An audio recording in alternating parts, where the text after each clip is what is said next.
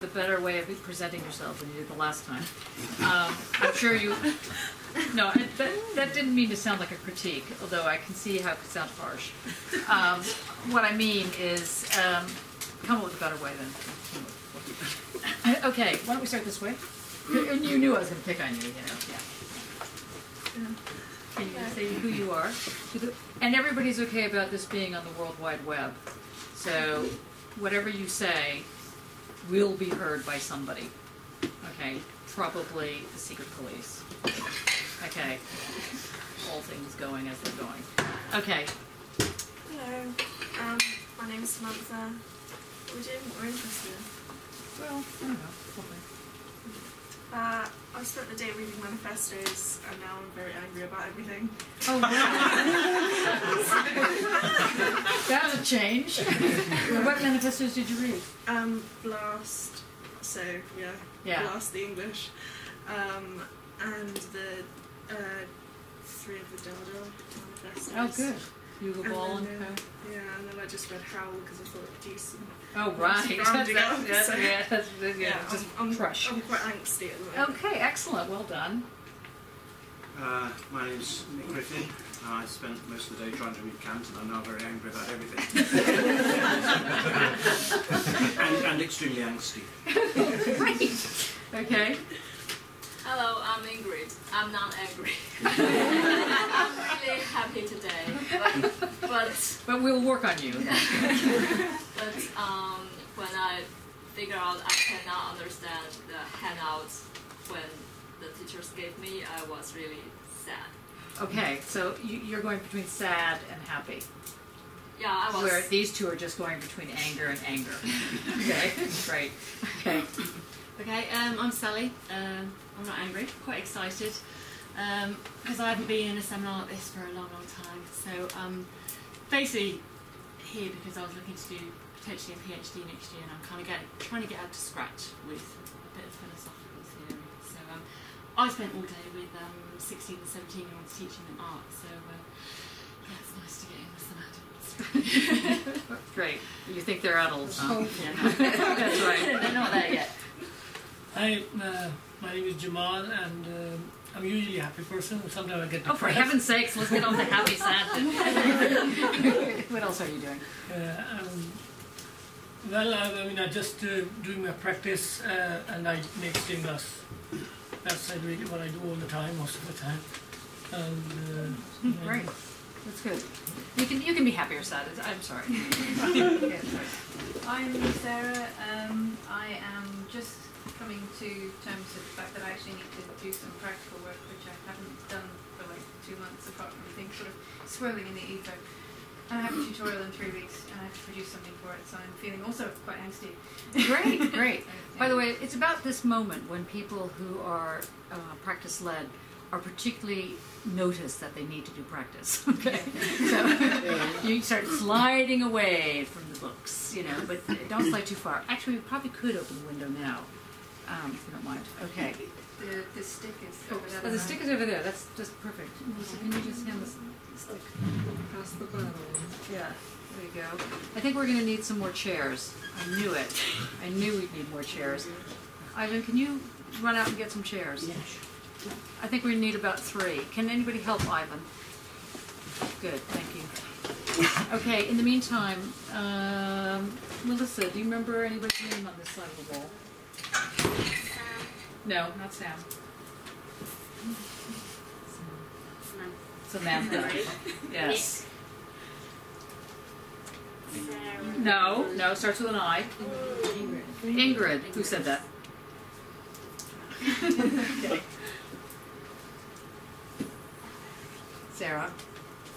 Oh, Sally. Sorry. That's right. I called Dan yesterday, the PhD seminar. He's only been a student of mine for like years. Anyway. Jamal. Sarah. Good. Well done. Well done. Well done. Yes. Be prepared. Okay. I'm Simon. I've been making weird noises in a bunker this afternoon. Oh, right. Where'd you find the bunker? It's a Bulls exhibition. Oh, right. And were you just underground or something? No, one of her cases is called Bunker, and it's this sort of plastic kind of cavern thing. But it's got microphones in it, and you wear headphones, and it's got loads of effects. Yeah, leave all this. Yeah, it's the one with fantastic. the broken mirrors. Thanks. Yeah, not that piece that I'm talking about. Though. There's one. Can we put No, it is that Can way. you put a chair over there? No, I'm not There seems talking to be about the space whole back of the there. mirror. There's another Chair one over there. sort of a shed and it's got like shards of Mind your mirrors and you wear backs. headphones in it. Oh yeah, sorry. That's it. Mind your backs. See, this is quite good actually, you came early. You get this out of the way. So thank you, Andre. Hello, see how wonderful it is? Yeah. Well done, there's a chair there. Good luck getting to it. Okay, great. By the way, I had that table removed in case you noticed why the room looks larger. And that was because the other week, just last week, I thought to myself, well, we're all here secretly because we were told, unknown under certain terms, we had to take a health and safety exam. So I, myself and my partner got completely in an alternative headspace and took this exam, of which we both got 9 out of 10. I'd like to say it. But anyway, but I realized that that door, first of all, that's a door behind that painting. So, and there's a lot of people here. So in fact, if there was ever a problem, know that there are 2 exits. Notice I put the sign over there, exit. Okay, right, just so you know. It is a game of hangman, but it might be worse than that. Okay, thank you, Simon. I'm Alex, and today I've been mostly wondering how my practical work and my theory work are going to come together. I've been trying to... Don't die wondering. Never coming together. Okay. I've been reading about technology as a form of life, and I'm also reading a book called Present Shock as well. Oh, right. Who did technology as a form of life? That was Langdon Luna. Yep. Good. Yeah. So I'm just at the beginning of that book, really. By the way, any books that you come across that you don't find in the library or on Books PDF, let me know because I'll order it for the library. That's any books, catalogs, whatever. Let me know what they are. Yeah. Yeah. That's not in the library. I know, but it's on PDFs. But sorry about that. It's not yet on the library, but it will be. Yeah. Hello. Hello. Okay. Oh. Right. Do we have any more chairs? Okay. Can you just steal 2 more chairs from the? Can everybody kind of shift over? Is that not possible? Can you come? Is it possible to do like double set of jaw? Right now, I'm reading Passages, which is amazing. And all the weird creatures have like many sets of teeth.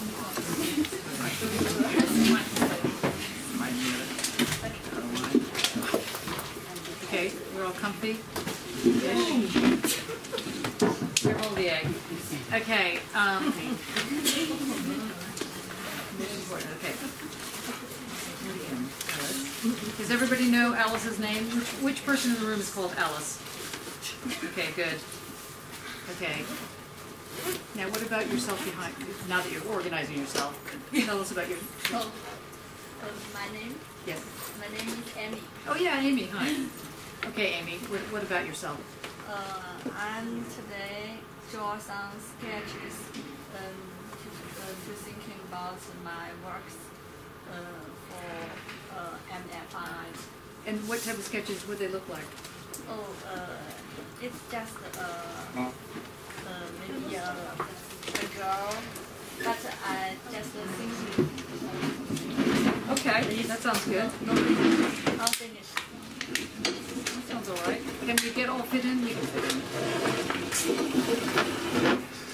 Well done. Push that all the way from the Wow, where'd you get that chair? The white one? I stole it from some place. You stole it. Yeah. John Butler's probably going to come in. Okay. Okay. Sparks, you could probably sit on top of the couch. Okay.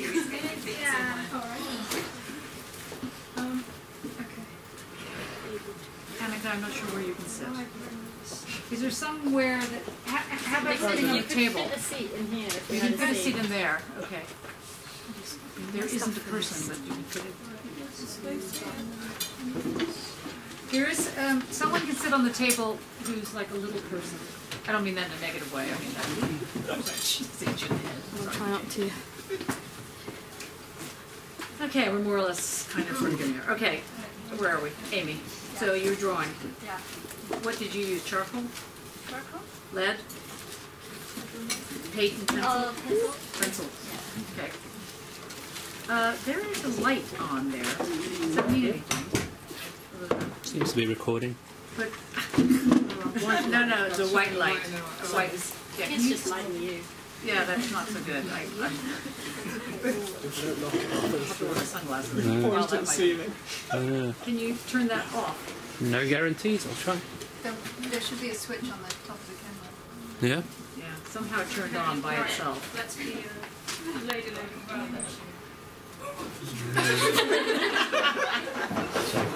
We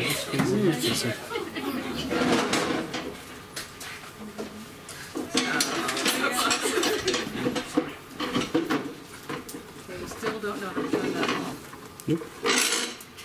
Does anybody know how to work that camera? I can probably work it out, but I can't get to it. Can we just stick a bit of paper over it?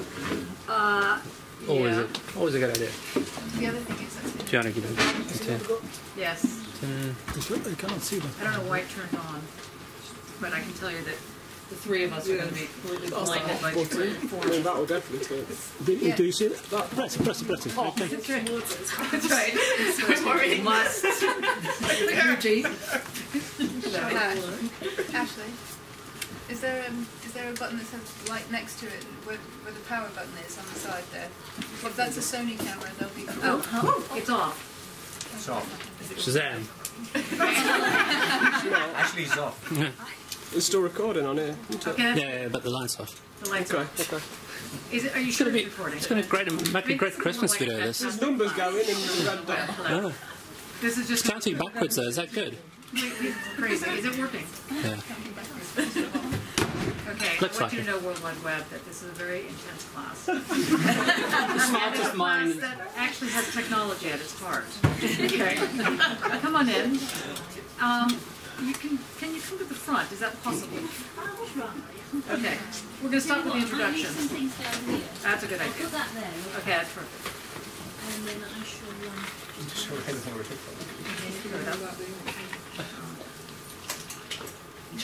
Okay, well, while you're getting settled, let's do one more person. Yes, I'm Ivan. I'm currently looking at alternate sculpture materials in relation to figurative works.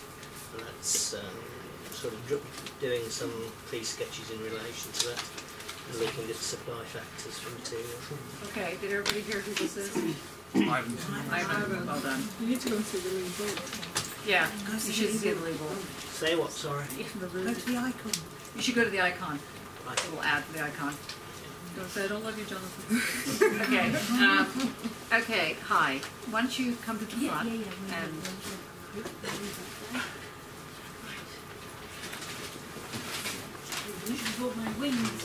yes, we'll crowd in here. We can practice fire drills. Okay. Hi, so my name's Jane McAllister. I'm a career consultant, and some of you may know what that means, some might not know just yet, but I'll explain it.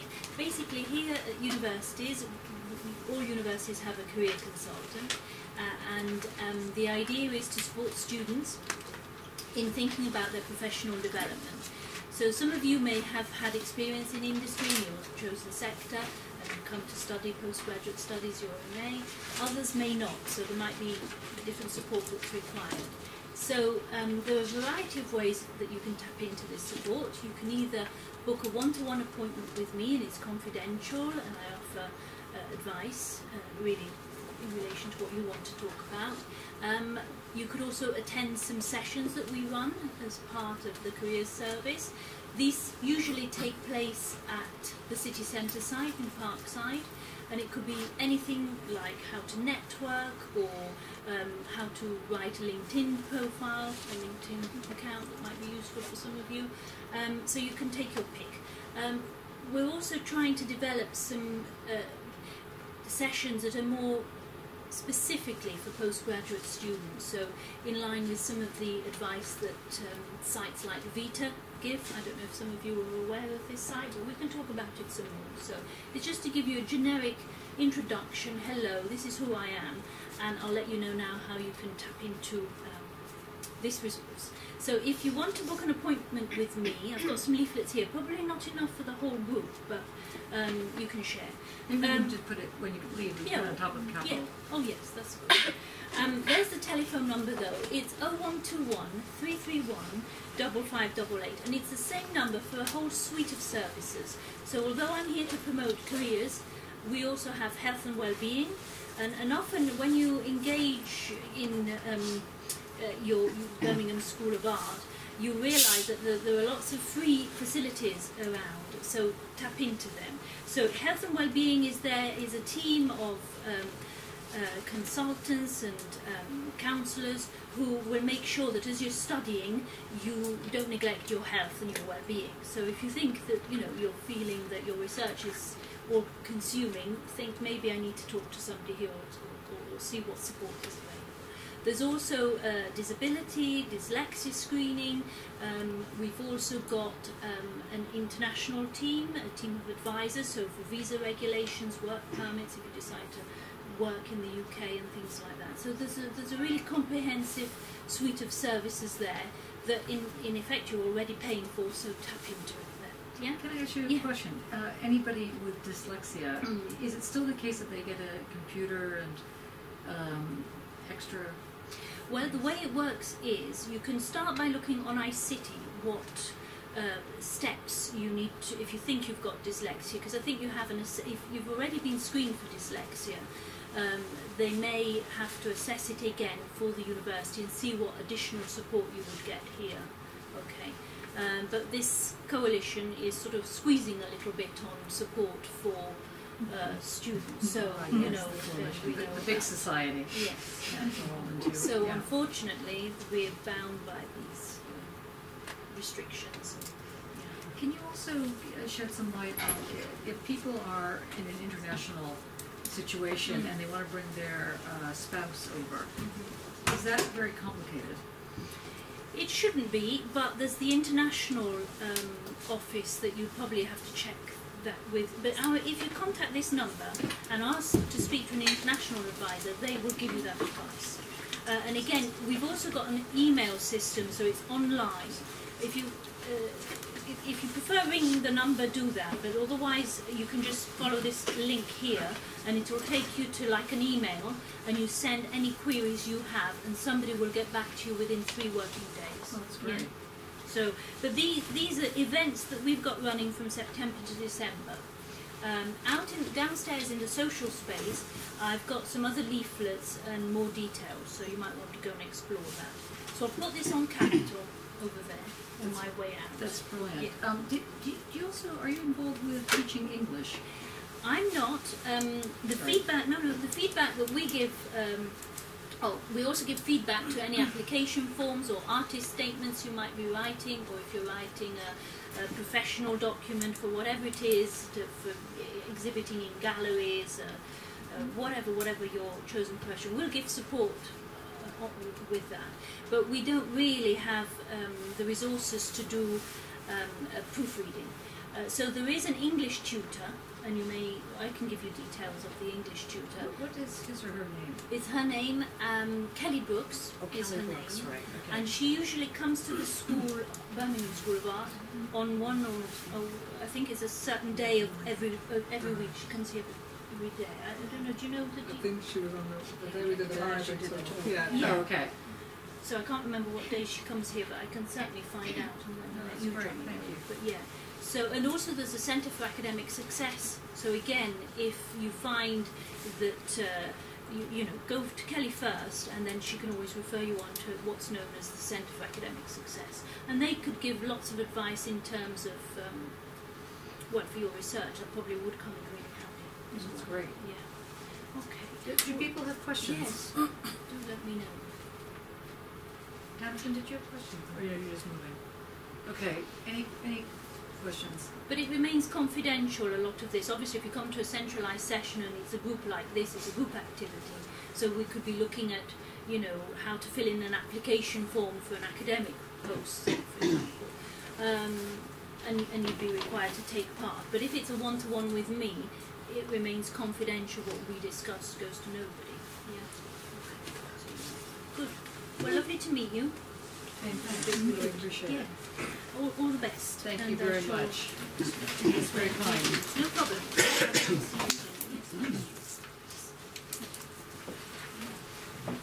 Well, you can take this.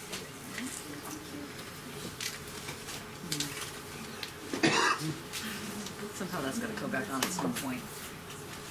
We've got it to work. Jane, thank you again. Appreciate it. Thank you.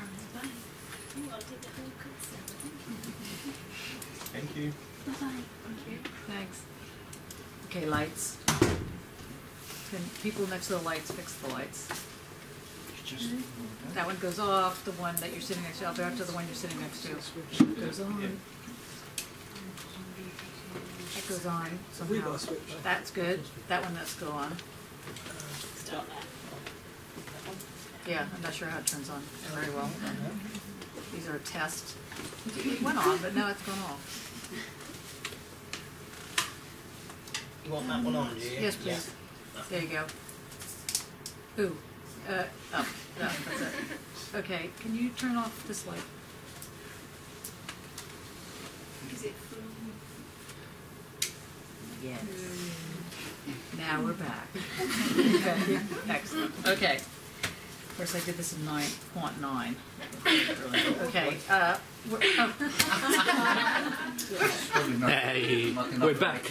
Yeah. It must be a light That's thing. right. We'll just have to. Are you going to be okay? I will look Nick? down. Yeah. Everybody will have to deal with it. It's a You light guys going to be okay? sensor. Okay. That's right. Okay. Annika, can you just say who you are?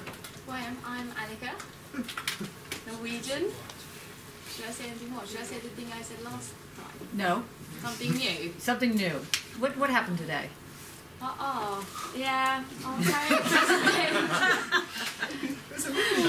I was having a presentation and my PowerPoint didn't work because I was showing up my previous work and none of the picture was there, like they have disappeared. You know what this means? This means that next week you have to come wearing that green dress. Yeah, Okay. it's just that it's back in Norway. Yeah. Well, that should be enough time to get it here. I'm gonna wear like all 3 of them at once. I can like do a catwalk. Okay, perfect. Maybe I should do that. Just Yep. not say anything, just do it. Yeah, that's a good idea, actually. I mean, luckily there's nobody in this room, maybe I shouldn't say this, but wants to paint while we have our lecture. We had that a couple of years ago. We had a wonderful painter who didn't take notes, he just painted. Unfortunately, it was oil. And it was crowded. But, you know, it worked in the end. Okay. I'm Ash. I've been looking at archaeology. I've been looking at the Mayan civilization, and the one before that, which I keep forgetting the name of. Aztec? Sumerian? Yeah, I think so. What was it? Sumerian? Sumerian. Put down the Bavarian. I'm not sure actually. Something else, but in Central America, about Mexico. Okay, that kind of narrowed it down. Yeah. It's like over there, a landmass somewhere. Not Sumerian. A few years ago. Or, yeah. So yeah. Hey, you know, if you were in North America, you would have already by this age gone on what they call the Mayan Trail, which is fantastic. I recommend everybody to do it, although it's probably less fantastic nowadays. When I did it about 100 years ago, it was amazing because you end up in jungles and it was completely crazy. Try it. I ended up catching typhoid. It wasn't so good, that part of it. Hallucinations were interesting, however. Okay. Hi, I'm Tina. a really bad headache today. And You have a bad headache? Yeah, I took 2 paracetamols and still. It's still there? Yeah, Oh. that's why I'm gonna record and listen. And go to sleep. Yeah. Well done. I really shall. Okay, yeah, nothing, don't hold back. It's like, yeah, that's great. Okay, thank you. Andre. Me. Well, Andre, and I'm going to be in North America next week. But where in North America? Brooklyn, specifically Bushwick in Brooklyn. See, I'll be word to the wise, New York. Long Island. You say no. You say Brooklyn. That means something very different than New York. Just say New York. I'll be in New York City in a week's time. That's right. But I've been thinking about sustainable practice and what it looks like and how do I get there. Get there, like as in. How do I get to a point where I have a sustainable practice? I'm sorry. Yeah. Okay. Good. Thank you. Oh, today? Oh yeah. Sorry. Yes. I am Mattia. I am. No, today. What did you do today? What did I do today? I actually reread the introduction of the Critique of Judgment. Which version? The Cambridge edition. Yeah. And I find it more and more interesting each time, and it really fits my work because the notion of transcendental has to do with the notion of emergence in complexity. So, yeah, very happy. Good. I'm very happy. Oh my God. Okay. Hi, I'm Maria. Today I'm a little bit confused, I guess. I had a meeting with my tutor and we discussed my ideas about 2 hours. So, too many problems, too many questions, and I have to solve it. Good. That's a good thing. Yeah, I know. These are good problems. Yeah. What? Can you name one? Well, I'm trying to study memory, and memory is really general and too big and too subjective, so I have to find a line to... What type of line? Like a fishing hook? Like to be more specific, what I'm looking for memory. Huh. Yeah. Have you looked at Bergson, Matter and Memory? Excuse me? Henri Bergson? No. Take a look at Henri Bergson, Okay. B-E-R-G-S-O-N, Matter and Memory. Henri? Yeah, Henry, but in French. Can you repeat the surname? B-E-R-G-S-O-N, Bergson, Matter and Memory. And the other thing you might want to look at is Memoirs of the Blind by Derrida. And if I can add one thing entirely different, Waltz with Bashir. Oh yeah, that's by very Annie good. Forman. It's a film. It's an animation film. Waltz with Bashir, which I have here somewhere. Does everybody know that animation film, Waltz with Bashir? He gets depressed. Thank you. Okay, thanks. Okay, Tamsin, why don't you go, and then we'll come back to Okay, you. I'm Tamsin, and today I was thinking about sound, and I've got a piece of sound, and I've been wondering how to make it sound as if it's from a distance or underwater. So I've just been thinking about that all day. Good, it's okay. Chloe, you may have to be on the table, one of these tables. Sorry. Yeah, me too. That's good. We're getting, is this still all right? We're okay in this room, right? I don't know if I can remove anything else, so... I did remove one of the balls, so... Anyway, I guess I'm wrong. Okay, right. Any questions for Tamsin? Okay, everybody know everybody's name so far? We're not going to ask you, you just came in late. EJ, you want to give it a go? Well, from the beginning? Yeah. Samantha, Nick, Amy, no, Ingrid, Sally, Jamal, Sarah, Amy, Simon, Alice, Ivan, Annika, no, not Tony, Ash, Tina. Starts with an M. close to God.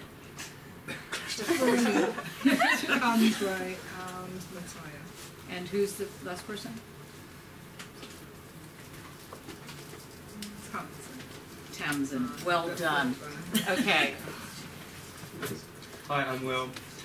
Did everybody get that? This is Will. Will. No, and you have a twin brother, Will. don't you? Yeah. Henry. Yeah. Yeah. No, Harry. Yeah, Harry. Yeah, right. Sorry. Today I just read a book named Art and Homosexuality. Yeah. And who wrote that? Huh? Who wrote Art and the Homosexual? Sorry, I forgot the name. Now that we're master's students, you have to remember the authors. Christopher Reed. Sorry. Who is it? Christopher Reed. Christopher Reed. Yeah. Oh, sorry. It's not that name. Huh. Okay. That looks interesting. What did you make of the book? Did you like it? Is it? Yeah, that says Christopher Reed. Art and Homosexuality. Okay. Yeah, to read a book in second language is so difficult for me. So I use 2 or 3 hours just finish a few pages. But yeah. I love it. I love this process. I think is a way to study. It is actually. I mean, when you're learning a language, you can also watch television, for example. Another good excuse, watch really crummy programs and go, oh yeah, that's how I learned English, you can tell. Anyway, but also for those of you that English is not the first language, or even if it is, you could read translations of the books, like Kant and Foucault, whatever, in whatever language you might be from. So I find some translation about the philosophy books. Good. I read the English but read them together. Yeah. So yeah. Okay. Okay, Anita?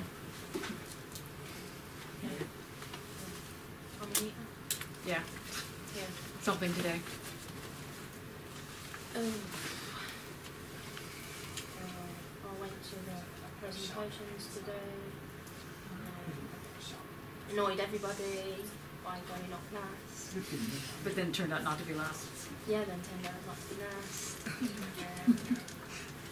Then I've just been thinking about my practice because I'm starting research in practice and I've kind of down tools at the moment, so I'm thinking, oh shit, I need to get going. So I've been speaking about my work with a few different people on the course and some of the new, but not new no more, people on the courses.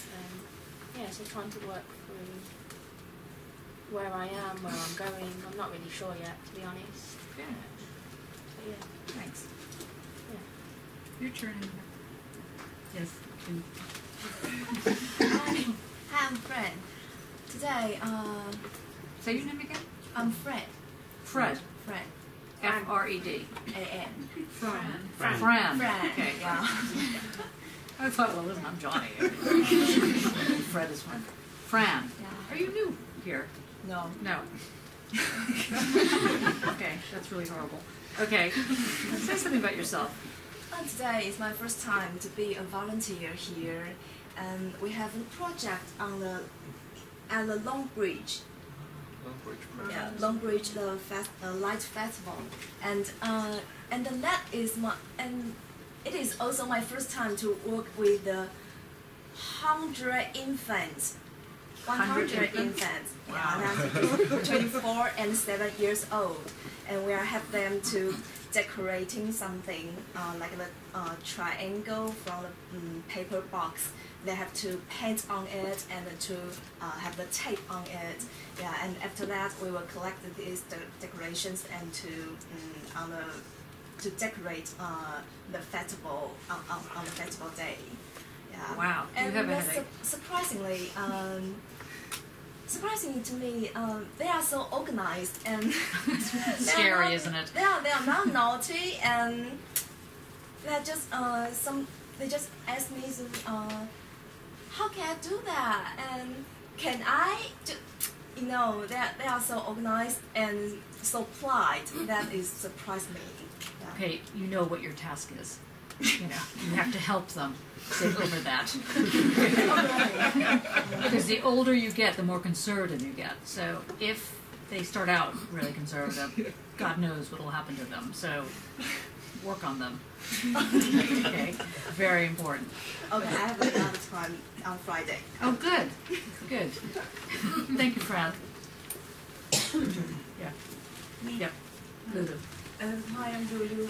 Today I've done my presentation while I should be dying of cold because I was just about to faint. So I've made it very short and I just disappeared and I went to bed.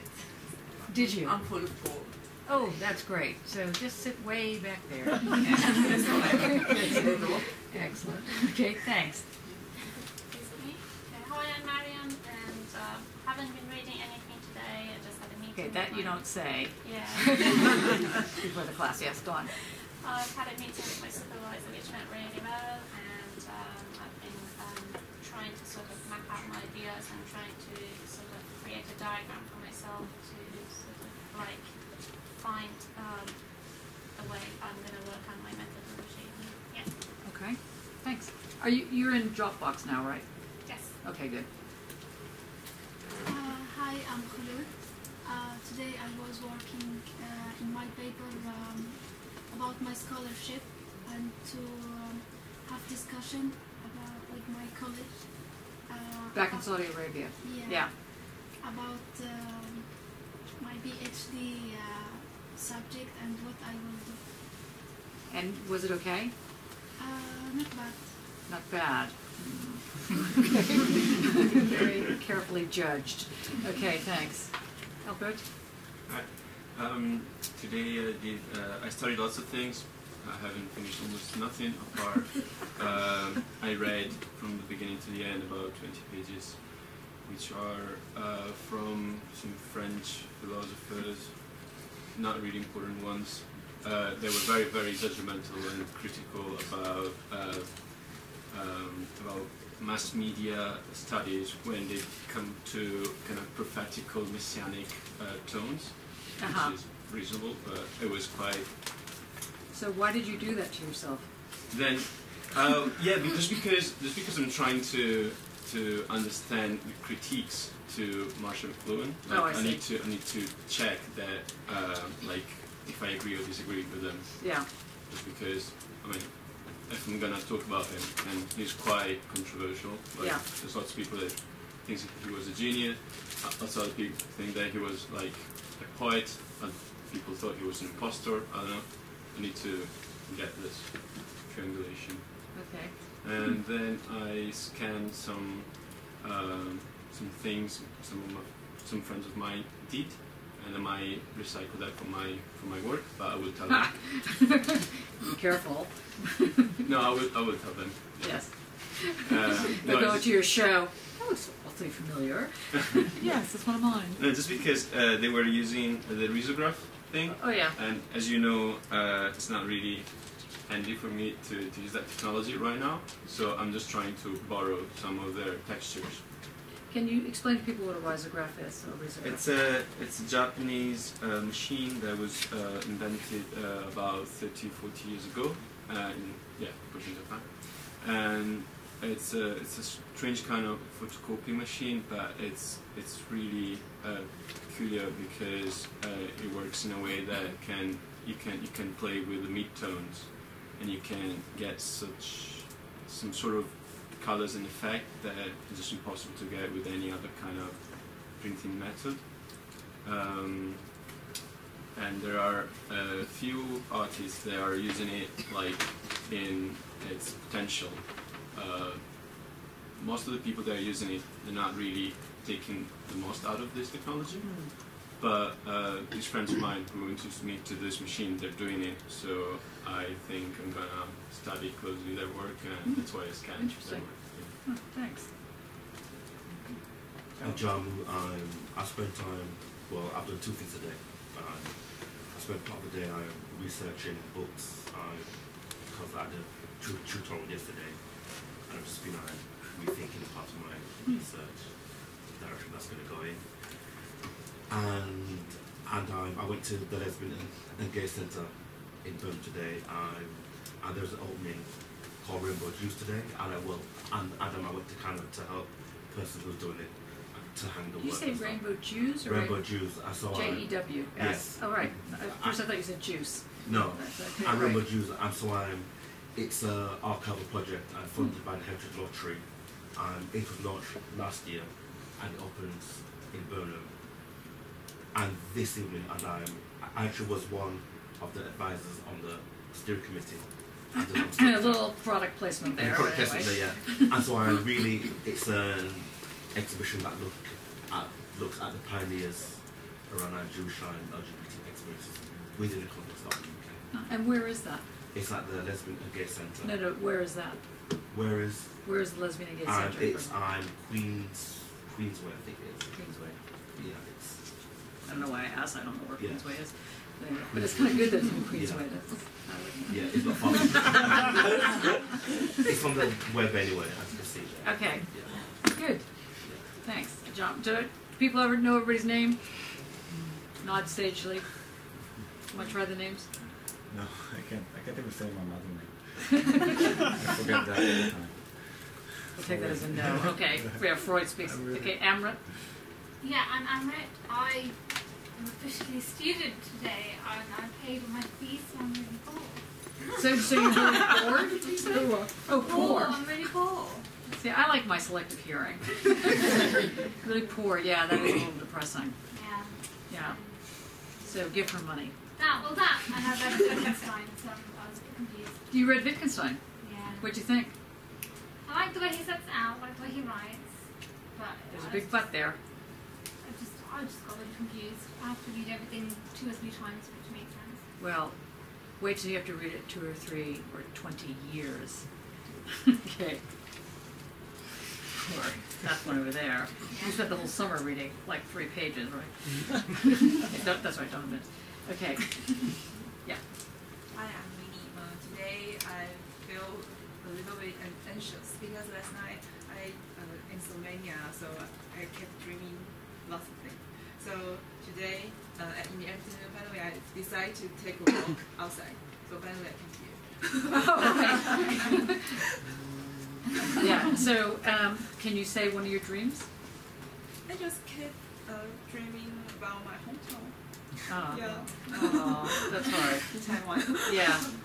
But you weren't really dreaming, right? Because you were insomnia. So you were awake. Yes. So you were kind of that sort of gray area. Yeah. Cannot sleep. Can't sleep, but can't not sleep.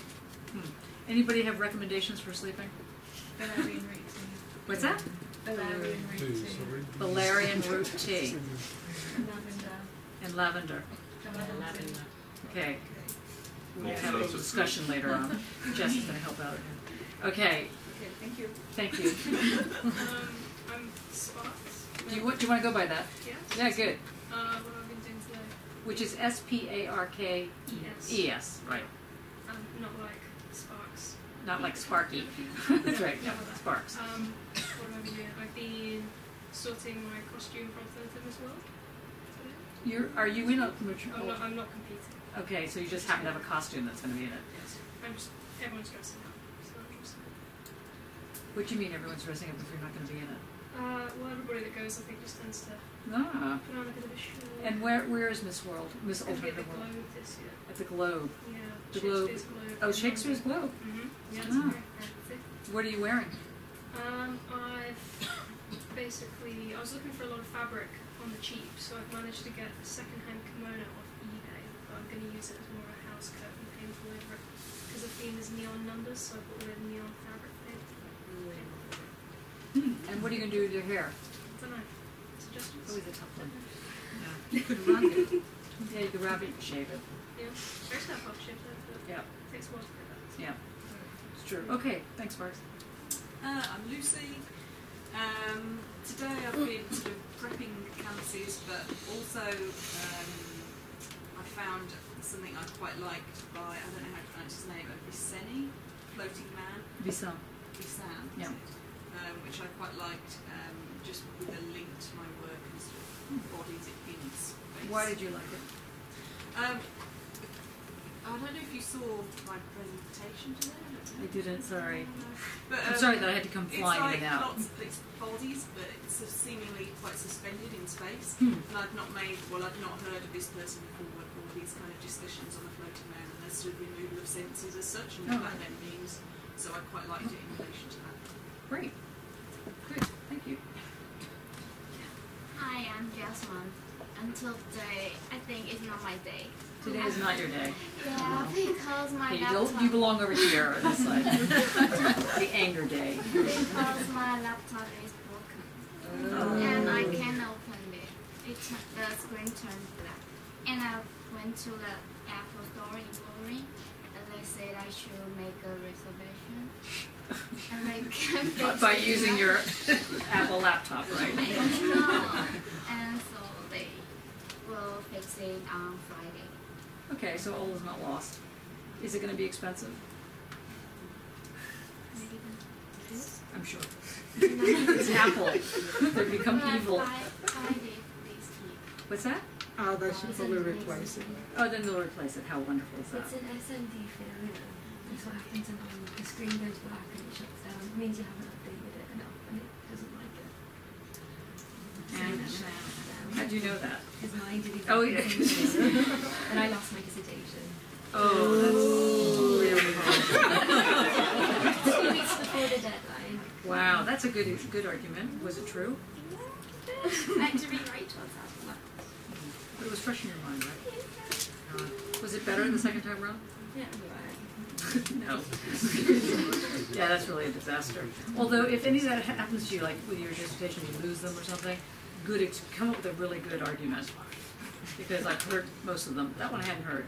But, you know, and really it'd be great if you come up with something really fabulous. You know, one of my professors that I used to work with, Ernesto Leclos, he was wonderful, but he had a tendency of forgetting things. And one day he left everyone's PhD theses on a plane, and he had and this was in the day when it was very expensive to photocopy, and so a lot of people didn't have copies of their whole PhD thesis. He was an unliked person for a while until the airlines located it. Anyway, so it'll get better. Okay. My name's Melissa, and I spent 6 hours today reading Kant and Wittgenstein. Okay, you said it with not as much enthusiasm as we would like to hear. So did you love it? I felt I had a small victory by getting through it by the end of it. You got through both Wittgenstein and Kant in Today, 6 hours? Yes.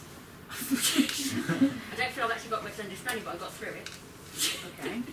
Okay, that's good. But, I'm drawing sort of not parallel, but when I did my degree, I looked at sort of uncertainty principles, which is sort of quite interesting for the work that I'm thinking about at the moment in a chance. So it's been useful. Okay, good. Well done. Yeah, that's excellent. Shocking. The theme is what have we done today? No, the theme is say your name and then whatever comes to mind that is relevant to this course. Believe it or not. I am Chloe. I want to go with the theme of the day. I spent this afternoon trying to figure out how I'm going to present to work how language can affect mental health within the care system. Why are you going to have how are you going to whom are you going to present that? People at the DFE. And what does DFE mean for those people who don't know? Department for Education. Which is kind of heavy. Yeah. Anybody have pointers for Chloe? No. What are you going to wear? What am I going to wear? I know that sounds like a completely crazy question. But it's not as crazy as it sounds. Well, I was at Cambridge for a little while, and one of the things that they made you do, which I thought was kind of interesting, is when you had to take your final exams, everyone had to dress in formal outfits, like formal, like a tuxedo. So you took your exams in a tuxedo. Interesting. Yeah. Now, it was kind of interesting being in an exam environment, with everybody in a tux, men, women, everybody wore tuxes because they were just getting their head around the fact that women could be there. So everybody got a tux. So it wasn't like they weren't trying to do gender interesting things or anything like that. They were just like a tux. But it was kind of interesting because some people would study till like a minute before the exam, and you were not allowed to take the exam unless you had your tux on. I think that's quite interesting. You see, why did you do that? Now, why do you think you would be asked to wear, other than the fact that they're like class obsessive snobs, like why do you think you have to do that? What's that? No. It's about level of seriousness. Yes. You had to, yes? What were you going to say? No? Yes? Confidence. Anybody worn a tux recently? Yeah, they're uncomfortable, they're starchy, you got the cufflinks, there's a lot of things to put on in a tux. You need a valet, you know, just as an aside to get it right. You know, depending on the time of your exams, different times when you wear a tux. Night, morning, different types of tuxes. You know these things, you know. Because you are forced to organize your body in a very specific way, it has a ramification. It doesn't make you think better or whatever, but I was at a time period when, I mean, I don't know if any of you ever had to take exams, but back in the day, you had to take exams and you'd stay up all night and you'd come running in your pajamas, you know, and like, where's the exam, you know, with like 7,000 coffees and donuts, you know, to keep you alive and awake. And so it was quite a revelation to see everybody in their little tuxes. People walking to class in these tuxes, or in their Geneva gowns, you know, the sort of big black raven robes. So think about it. Think about what you're going to wear. And also, have you got to sell it? Are you trying to Not get people particularly. on board? They're already on board. The project's been going on for like a year, and there's just different elements to it, what we can present and can work on, like kind of coaching for them. So just be really upbeat. You just need to be. Yeah. Okay, those are our job tips. You don't need to obviously go to Jane McAllen. I mean, okay. I'm Sue. We're almost there. We're almost there because then we need to And start. today I have a tutorial, and I've done very, very large installations for 3 years, and now I'm going to draw. Wow. So this is a revelation. So no longer big, large rooms to work in. I can sit on a sofa with a glass of wine and a sketchbook. So I was quite looking forward to this. And then I let Melissa do my camp reading while I went to the icon. I see. Okay, that's right. Okay. Thank you. I've done, yeah, I've done things. Okay. Right. I'm Jayad. Hello, everybody. And I had my tutorial today as well. And we've got the same tutor, so I now have to learn. I'm not drawing, I'm sketching. Oh, okay. Because drawing is just too precise. And went to see Liebel, which was brilliant. But I'm getting a bit anxious about deciding which book to look at, because I really like the one that's not on the list, of course. Oh, lucky for you, you get to stick with the one on the list. So I need something around sensuality and you didn't find Kant sensuous? Well, yeah, it's just that could really be taken very wrong. Some of the languages, but, yeah. But it then just gets blocked. So, okay, we'll return to that problem. Cool. I'm Kate, and I went to work today, and I helped do 6th form GCSE projects because they've got their finals. So I know how to use Who else was with machinery. 100 children? You were, yes. Fran was. Yeah, I had to learn how to make all their projects. You had to learn to make their projects. Yeah, because they're not allowed to use heavy machinery, because apparently A-level students shouldn't be trusted in heavy machinery. So it was my job. So I was a missing arm. I mean, really, honestly. First aid, it's fine. Just put plaster on it, fine. Okay. This is a limb. Yeah. Okay, this is Kate, a very relaxed person. A little angst. You're gonna have to share your headache medicine, I think. Yeah. Hi, I'm Jess. Today I went to see the Martin Parr exhibition at the new art gallery in Warsaw. How was it? Yeah, it was nice. That's it? Good, it's nice? The films that he made were really good. Yeah. I preferred the films to the photographs, although the photographs are strong. Okay. Sorry, we're going to rush through this little bit here. Yeah. I'm Guy. Today I managed to put This my is hands Guy. on the guys. I managed to put my hands on an apartment, which means I'm bound to a contract for a year, and I feel kind of lighted with that, weirdly enough. And also, this whole, like the last few days, there was this one sentence going in my mind. I'll tell it in Hebrew and then I'll translate it. It's hummus עושים בשנאה או שלא עושים בכלל, which translates like hummus you make with hate or you don't make it at all. And it's really... It translates as what? Hummus. Hummus. Oh, the dish. Yeah. You make it with hate or you don't make it at all. Wow. That's in relation Okay, to that's Kant and all. It's in relation to Kant. There's not a lot of love, is there? That's right. And I love hummus. You're also belonging to this group here. I'm totally not. You like hummus, okay. I love. You love hummus. And does it allow you to be really angry when you make it? You smash those chickpeas up? No, it's not angry, it's like hatefulness. Oh, hateful. Sorry. And what's the difference?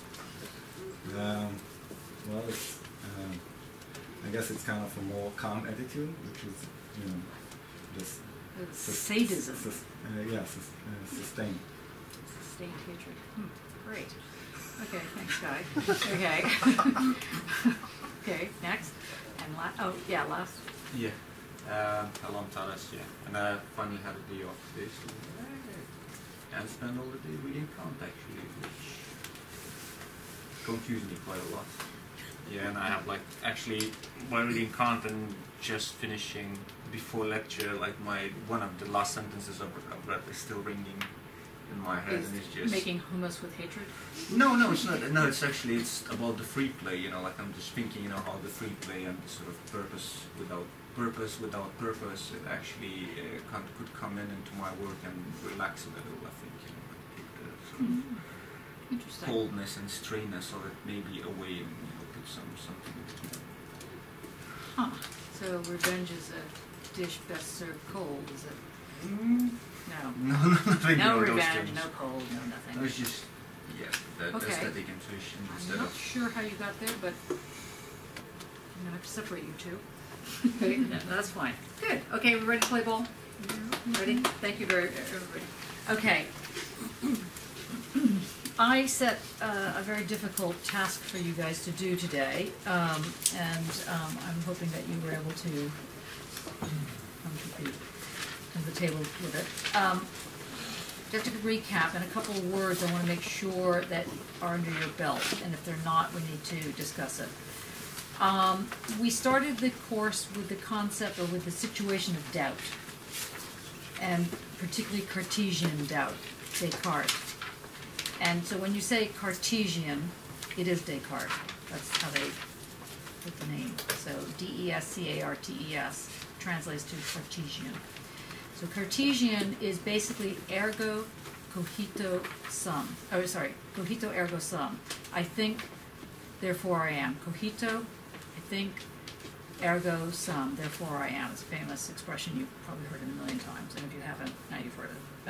So cogito ergo sum has often been understood as the way in which a Cartesian understanding will set the body against the mind.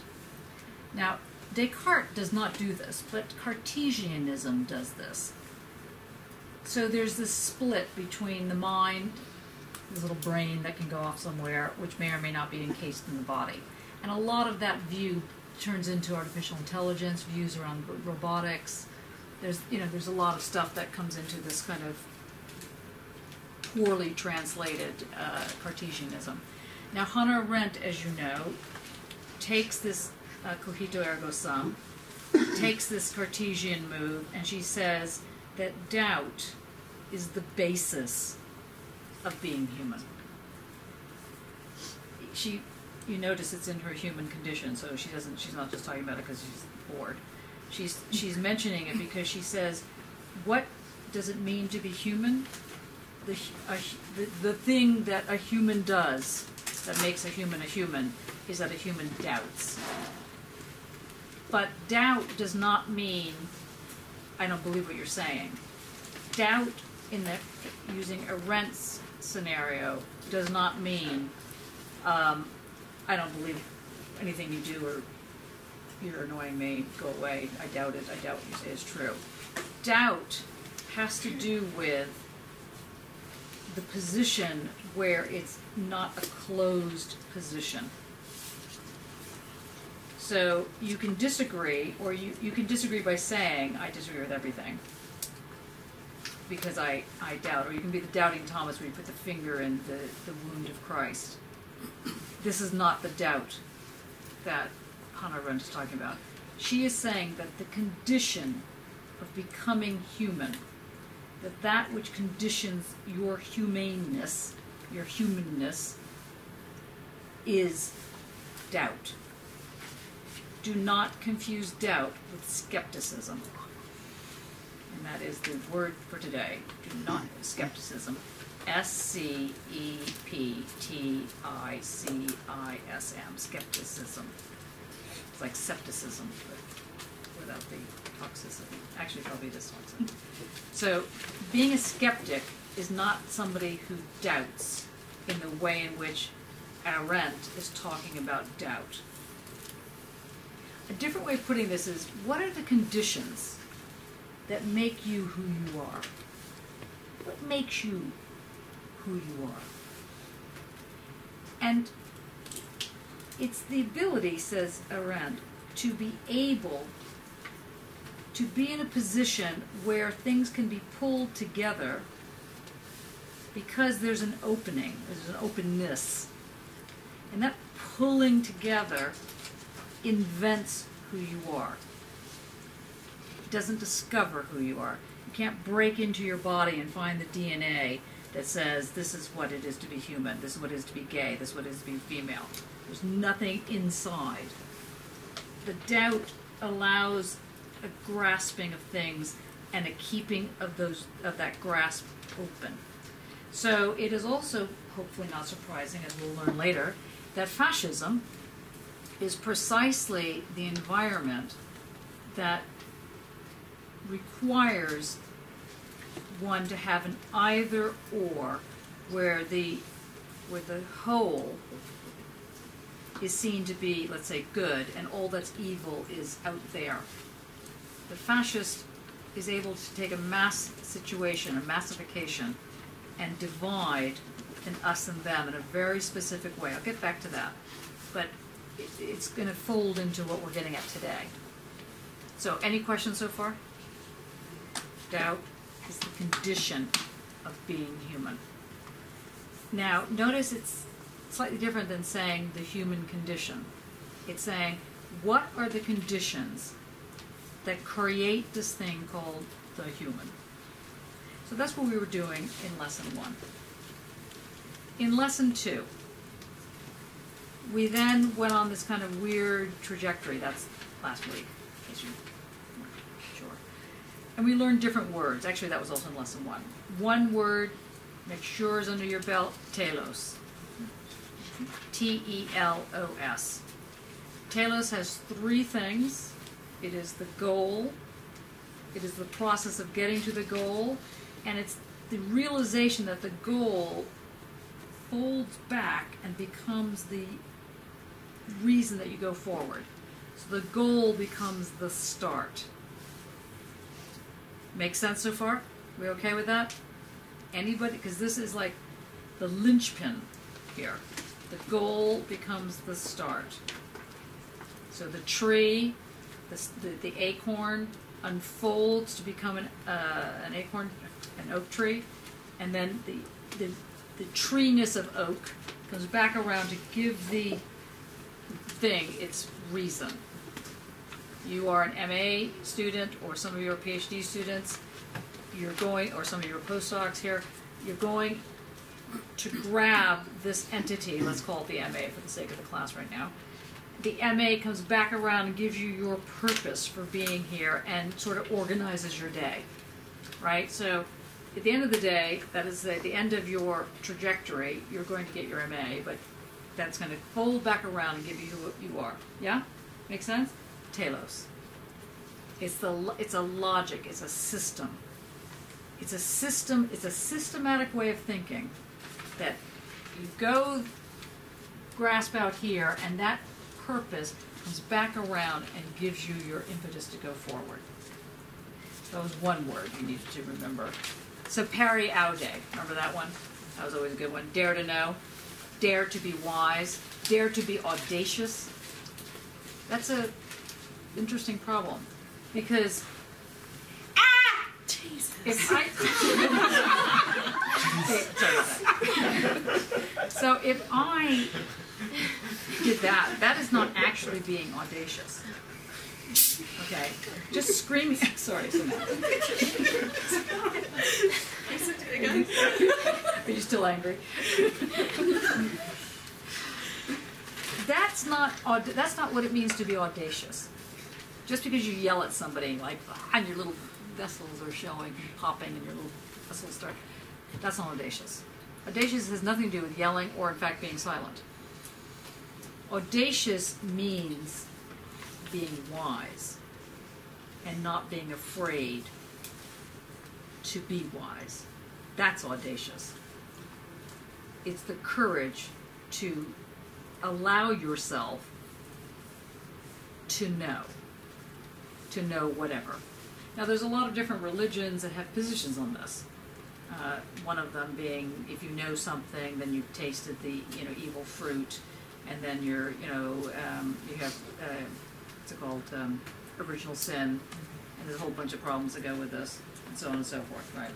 So, but this is why this position that Kant in 1784, it's so depressing that we're still talking about it, but anyway, but in 1784, he is seen to possibly be blasphemous, because why should you know?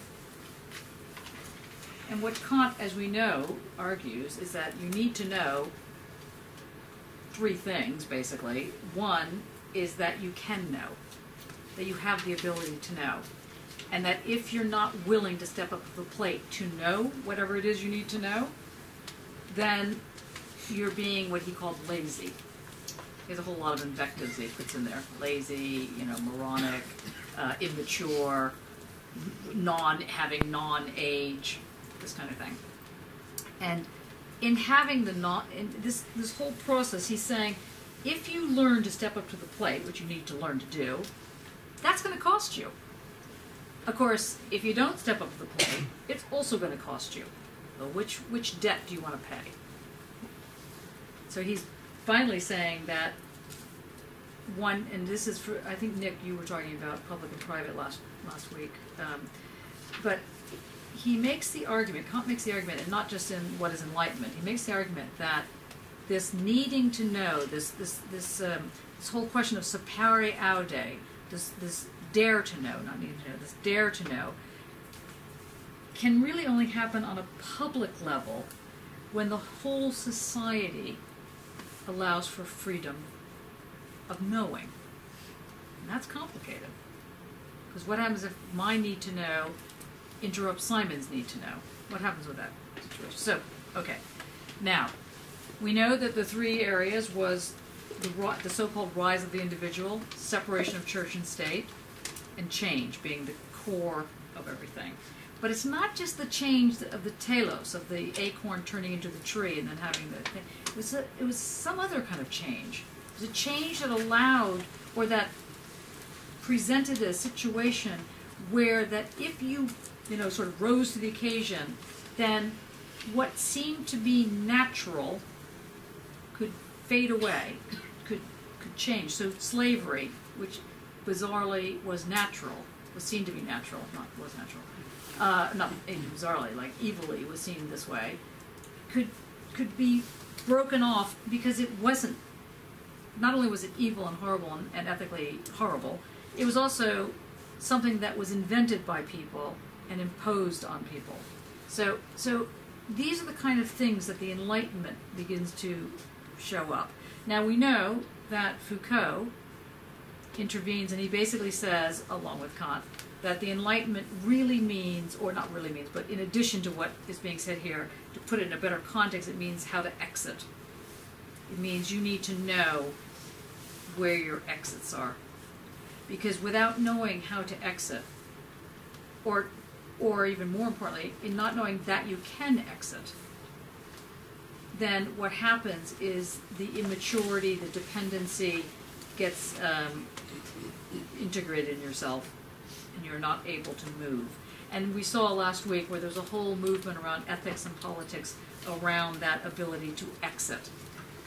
I mean, it's not that long ago that being gay was completely illegal in this country. Forget about other countries. It's still illegal in a lot of countries. But in this country, it was illegal. I was on a march against Thatcher, sadly, on the Clause 28 stuff. What's that? Burning. Something's burning. Great.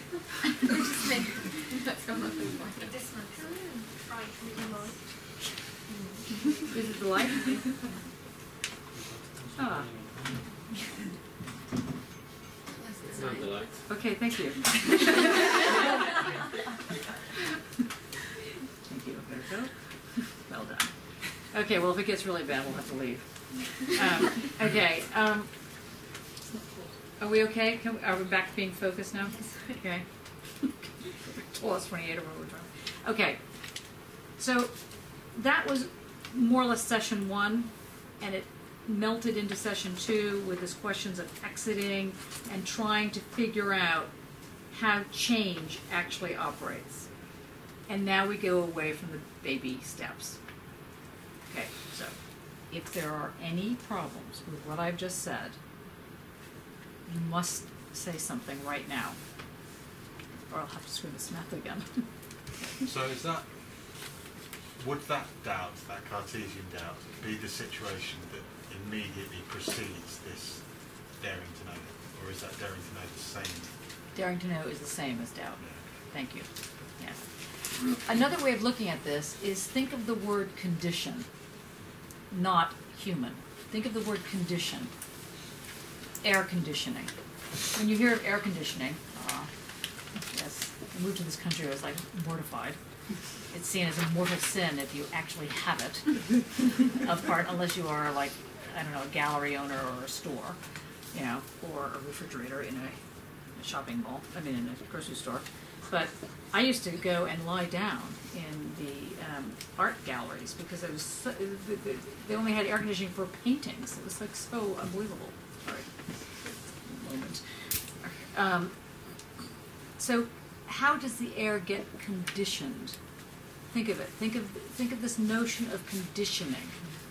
What does condition really mean? Atmosphere, ground, good shape, bad shape. Think of the word condition, and what Arendt is reinterpreting the Cartesian move is that the doubt is the condition. Can you think of a word that can be linked to that? If I say it's the condition of being human. Ness. What? It's ness. It's ness. Yeah. Close. Attitude. What? Attitude. Close. Essence. Again, close. Headspace. Annika, since you've had such a good day today, yeah. I know, I'm sorry. But you happen to be next to exit, or maybe Ash. Do you mind doing this? Ash, I'm going to throw this to you. Hopefully it works. Good catch. Okay, the first word, the first letter of the word is G. And then it's 6 letters. Round. Yeah. Oh, that's unfun.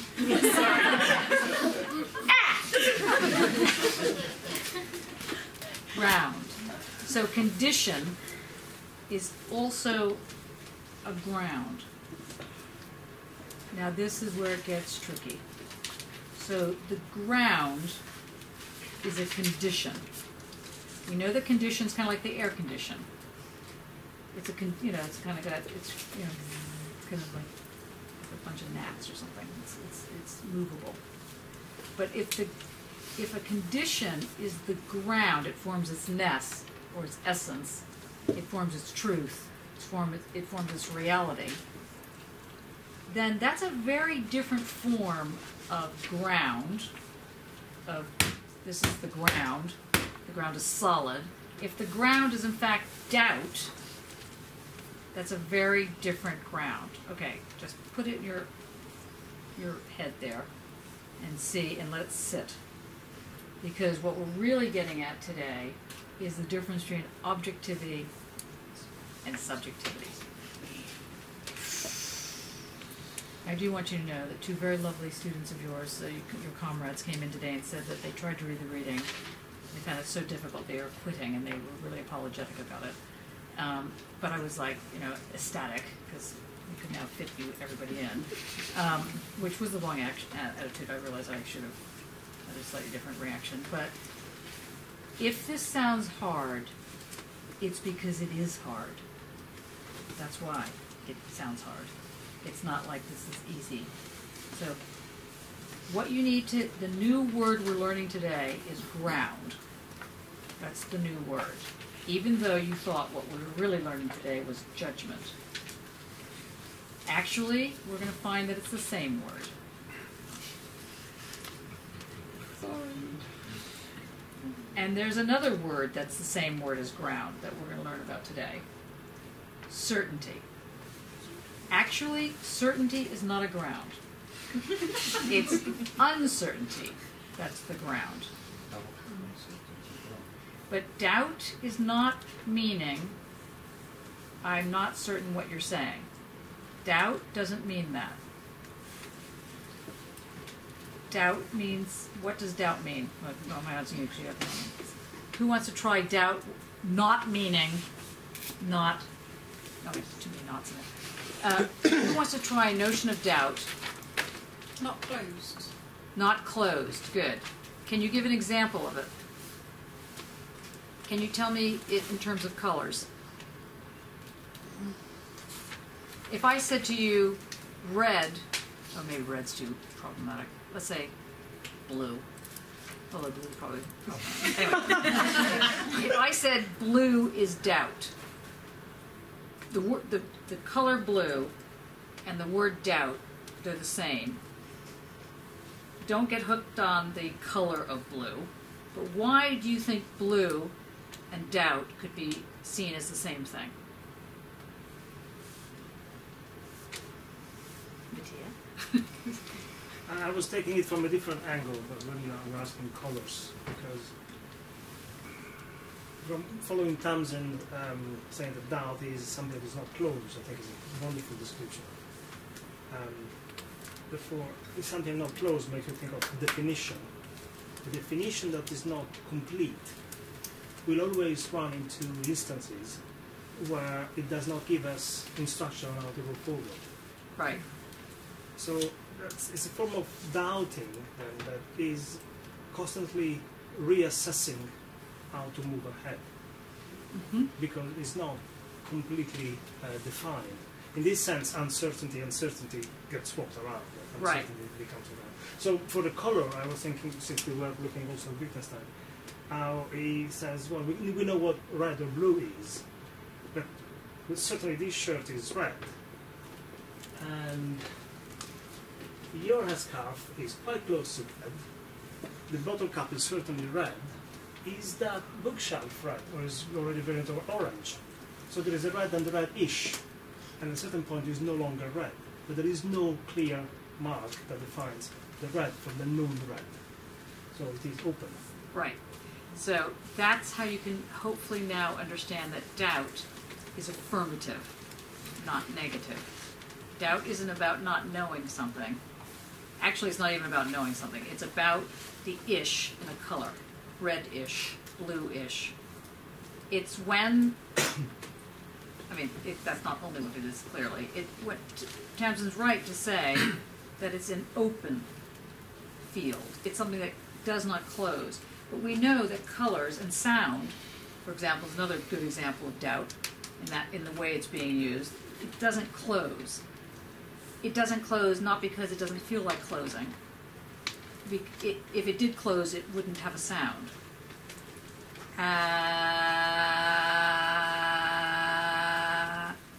See, then I end. When I end, it's gone. Same thing with doubt. So it's infinite possibility. It's it's an infinite possibility, but of course it's not an infinite possibility. It's a whole bunch of possibilities that are infinite within a set field. Thanks. You're welcome. Is it because it's not ground? Okay, ground Yeah. could mean what this, like walking on something. Yeah, no, I know, but... But ground can also mean that which gets you by the short and curlies and holds you. So if it's not ground, it can be doubted. But that's a ground. Okay, yeah. Okay, yeah, because okay, yeah, like no, or okay, yeah, like yeah. So because I watched this thing on YouTube and about Descartes, and I need to it just explained it in a different way, but I'm sure it's No, it's probably not. Yeah. No, I have great respect for YouTube. My brother is involved in this. I thought that the ground was like the furthest you could take something back until you're sure it's true, like. Mm-hmm. So your That is senses correct. don't deceive you. That So- is correct. Okay, that's fine then. But as it turns out, That is ground, because that's a... that is ground. But Isn't that doubt at the same point? Yes. That's how far back you can go this far back, but you can't doubt. Yeah. Okay, so that's about as far That's as you when can you get. get to the- That's when. So doubt I remains think the that's where I ground. am. That's when you get to that. So you get a different type of ground. You got this kind of ground that you can walk on. Yeah. That's the normal kind. And then you get the kind that we're learning about now. That's the ish kind. You know, the red-ish, blue-ish, green-ish, doubt-ish, sound-ish. That ends up becoming the thing that can solidify, but not in a solidify is the wrong word. That can make things cohesive, so that they make sense. Literally, they create sense. They make the sense happen. So this is Foucault. Foucault's talking about making, inventing self, not digging down to beneath the ground and finding out secretly who you are. There's no secret. Even the secret isn't a secret. It's like depressing. Those who like secrets. But anyway. Okay. Can we move on? Yes? Can you ever achieve this ground? When you say achieve the ground, what does that mean? Find out what it is, basically. Yeah, can you ever go back far enough, or when should you continue with going back further? Yeah, the more you read, the further back you go. Don't get depressed. Okay. I thought that was quite affirmative. That's right. Well, this is this group over here arguing. Anybody want to take that on? I think the whole point was that you can't go any further like that. So it becomes a starting point. You did say doubtish. Well, I said doubtish because I really mean doubt. But people keep flipping into the negative form of doubt. When doubt is like the color Point of green. creation. Yes. But again, it's not the point of creation from I don't really know what I want to do, so I'm just going to try and go in like so. That's not. It's not that form of not knowing. It's the form of greenish. But surely, I mean, when I read the Descartes bit, the meditations, I mean, he sort of leads you through it, and you get to this point where I can't be certain of anything, really. Right, and so that's what you're certain of. Yeah, absolutely. But then it's very difficult to take. You're obviously trying to move into the doubt to try and because you've got to get somewhere. But you need to get a foothold on something. Okay, now I'm going to make a sentence here, and I don't expect everybody to get it, or even like it. But hopefully by the end of this lecture it'll make more sense. There is no difference between the ground and walking on the ground. There's just the is. We'll probably not really understand that sentence until next semester, but Just don't worry about that. Don't worry about the fact that you're gonna, Nick, that you're gonna go try and find the ground. It doesn't exist like that. Just like you're not gonna find the note A floating around, you're gonna grab it. You might be able to hear it, you might be able to capture it somehow, but the capturing itself is still ephemeral. So it doesn't help to ask the question. I'm not saying that the question is a bad question, it just doesn't help to frame the question that way, because it'll lead you to a linear logic. And what's happening in this course is that slowly ripping each finger off of the side of the pool of linearity, so you can start thinking in stereo systems, and then dialectical systems, and then quantum systems. But to do that, you just wouldn't believe how tight your grasp is on linearity. So you've got to like rip those fingers away very gently, you know, until you don't do it like that. So the first step is to understand that doubt is not a negative comment. And by that, I don't mean that it's really great that everybody should doubt. I don't mean it like that. I mean doubt is itself a positive, doubt is something that exists not against something, but just in and of itself. It exists like green, like red-ish, like the different reds that Matthias was pointing out. Yeah. I think it's really interesting, this parallel of doubt and color. Also, that made me think of something I read some years ago. Like, if you think what color is a crown, like the bird, then you think it's black. And most of the time it's true, but if you're driving in the middle of the night, there's no lights, and the crown actually is flying like from here to here, just in front of you. In that moment, it's really white. It's the whitest thing you see. And it doesn't mean that you are tricking yourself because you see it white, but in reality it's black. It's white in that moment. And it just doesn't mean that it's any specific color all the time. Like, it's relational. That's right. So it's the relation that makes the situation. Yep. Good. This is good. We're getting very tiny baby steps to understanding. This is, I mean, it's not a negative remark. It's just saying it's very difficult to understand what it is to talk about the word condition equals ground equals doubt. I doubt, therefore I think, therefore I am. It's not just I think, therefore I am. The capacity, I have an itch. I'm an ish. Itch-ish. I itch, therefore I doubt, therefore I am. But it didn't work, did it? Okay, get rid of that one. Don't go with that one. Okay, so now we're ready to go to Wittgenstein. Are you ready to go to Wittgenstein? We don't need a break, do we? We're okay. We can continue on because I've got to get to Wittgenstein out here, and then we have the break, and then we do Kant. Okay, that's my trajectory.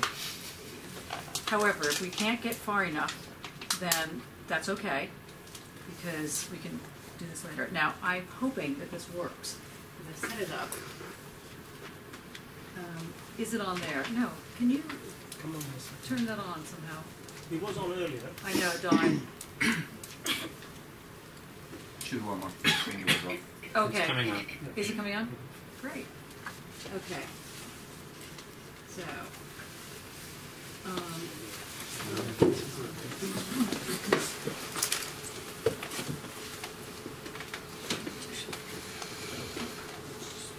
I'm so excited we got this to work. It turned out that, I mean, last week so many people tried to fix this thing. It turned out that the little cable was wrong. It was broken. The one that was sent. Okay, while it's warming up. Oh, good. Is that not good? Uncertainty by Ludwig Wittgenstein. Now, these people, G.M. Anscombe and G.H. von Wright, and a number of other people that are usually involved in these books, were his students. Wittgenstein wrote one book, one actual book. Actually, he wrote two. But the main one was the Tractatus. The Tractatus Logicus. And the Tractatus, when he wrote it, his teacher was Bertrand Russell, who I'm sure you've heard of. Well, even if you haven't heard of him. Anyway, Bertrand Russell, and he wrote the Principia of the Mathematica Principia, and what else? Yeah. Sorry, that was the Latin one. Wittgenstein was a student, and he was a very bright student. And when he wrote the Tractatus, Bertrand Russell loved it. He thought this was. In fact, he got depressed because he decided that his student was more intelligent than he was, which was sadly true. But anyway, but not for that reason. And then Wittgenstein, so he told Wittgenstein this was the most amazing book. Now, in the Tractatus, which a lot of times, if you ever come across Wittgenstein, most people force you to read the Tractatus. Notice we're not reading that. And we're also not reading Philosophical Investigations. 2 books, I think, should be like left to last. The Tractatus basically has in it this famous thing called the toolbox. And a lot of people borrow that idea, and then they say language is a toolbox, and they claim that they get this from Wittgenstein. Well, they probably did get it from him. Wittgenstein reread this work and decided he hated it, and tried to call the publishers up and get every copy withdrawn, and basically said it's wrong, the argument's completely wrong. And of course, you know, Bertrand Russell thought he was insane because it was a great book and he loved it, and he didn't understand why his student was suddenly saying this is ridiculous and trying to get all the copies back. And anyway, they just kind of fell out over the Tractatus. So all the other books that you'll see, quote, written by Wittgenstein, or in fact not written by Wittgenstein, they're written by his students. These are notes that are compiled by his students. So if you ever compile notes of my lectures, please consult with each other so it's correct. because you can read a lot of their variations, depending on which ones you read. It's actually quite interesting. But anyway, so Uncertainty was written against, or with and against, a person named Moore, G.E. Moore, which is not Henry Moore, in case you were a little bit confused about that. G.E. Moore, he was a philosopher. And what Moore argues is that, and what I want to do today is set up what the problem is between understanding this certainty, understanding this ground, and what it has to do with your work, your actual artwork, and the politics, what it has to do with this. Because while you are taking philosophy, this is not meant for you to be understanding it as a philosophy as such.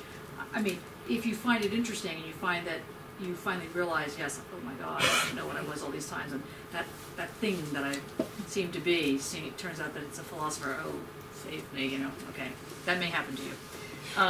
But, I mean, most people who are philosophers sort of back into it. They don't realize until it's too late. The other kind that call themselves philosophers are really obsessed about getting it right, making the models and all the rest of this, which is why philosophy often is very boring. Is my own private opinion about this. But having said that, I don't want you to feel alienated as we go through these philosophical ideas, because if it doesn't connect with your work, then it's not working. So, as fabulous as Wittgenstein and Kant and all the rest of them are, you need to crack open, that you need to, like I said, I'm trying to pull your little fingers off the side of the pool of linearity, which is a terrible affliction, so that you can begin to really do your work, to really play in a kind of playful, rational way. Okay, so Uncertainty talks about, basically, judgments. By the way, so does the Critique of Pure Reason. And it's not by accident I've sort of put them together. Now I realize there is no way that you can read Wittgenstein and Kant, you know, in, well, except Melissa, you know, in 6-hour stretches. It's impossible. But, you know, like the Red Queen, you should do at least 7 impossible things before breakfast. Okay, and one of them is reading Uncertainty. Okay, so what he said, what Moore suggested, what all ran around this question of doubt and the question of the condition of how you get to think something is true. the condition of how you get to think something is true or works or, you know, is objective is thought to be either factually present. So I go like that. If I go like that, you know I have hit the table. I'm not, like, in fact, dancing on it. I'm hitting the table. That is a fact. That's what it is. You see it, you hear it, you deduce, hitting table, no big deal. That is a form, that way of thinking, is of understanding that that is what the objective is basically a form of either skepticism, believe it or not, or empiricism, write these words down, or what Kant will call indifference. And I'll get back to explaining how that gets there. But what G.E. Moore does, he wants to say that there's a thing called the external world. Now, honestly, I mean, sometimes you just think to yourself, you know, if the tree falls in the forest and no one heard it, did it still fall? Yes. Now we can go on and live, and do something else. But, you know, the philosophers, no, did it fall? I don't know if it fell, you know, like, you know. So what G.E. Moore was arguing, he wanted to know, is there an external reality? Now, you know, kind of like, yeah. But is there like 20 external realities? Is my reality your reality? Do we have 5,000 million realities, or do we have like one reality? Or do we have realities like there's a reality that's happening in India, and a reality that's happening in the Middle East, and the reality that's happening in the US? Are these like different realities? Like, what's this thing, reality? So there was a debate, and there still is a debate, sadly, it just never goes away, this debate, which is one world or many worlds? One reality or two realities? One that's your internal reality, like how you think secretly, and one that's how you show your face, external reality. Two different kinds of realities. So, to Moore's credit, he said there was one reality, one external reality, and he wanted to prove it.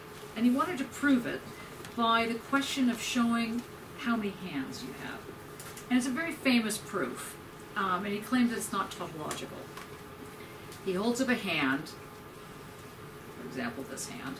He says, here is a hand. He holds up a second hand. Here's a second hand. And now we have how many hands? Two, yeah. You gotta love philosophy. And it was like, yes! 2 hands. Okay, now in this notion of the 2 hands, he begins to develop a proof that says, you have 1 hand, you have 2 hands. Therefore, we know that this thing that we're calling hands exists, and there's 2 of them. And he bows, and she goes off stage. Okay, now, that was actually in a very famous article called, so I get it right, I think it's called Proof of an External World, Language Games. No, sorry, it's me saying it. It's, again, font 9, don't do that. Proof of an External World. He says, here is a hand, here is another hand, therefore there now exist 2 hands. This implies, read what he writes, quote, that an external world exists.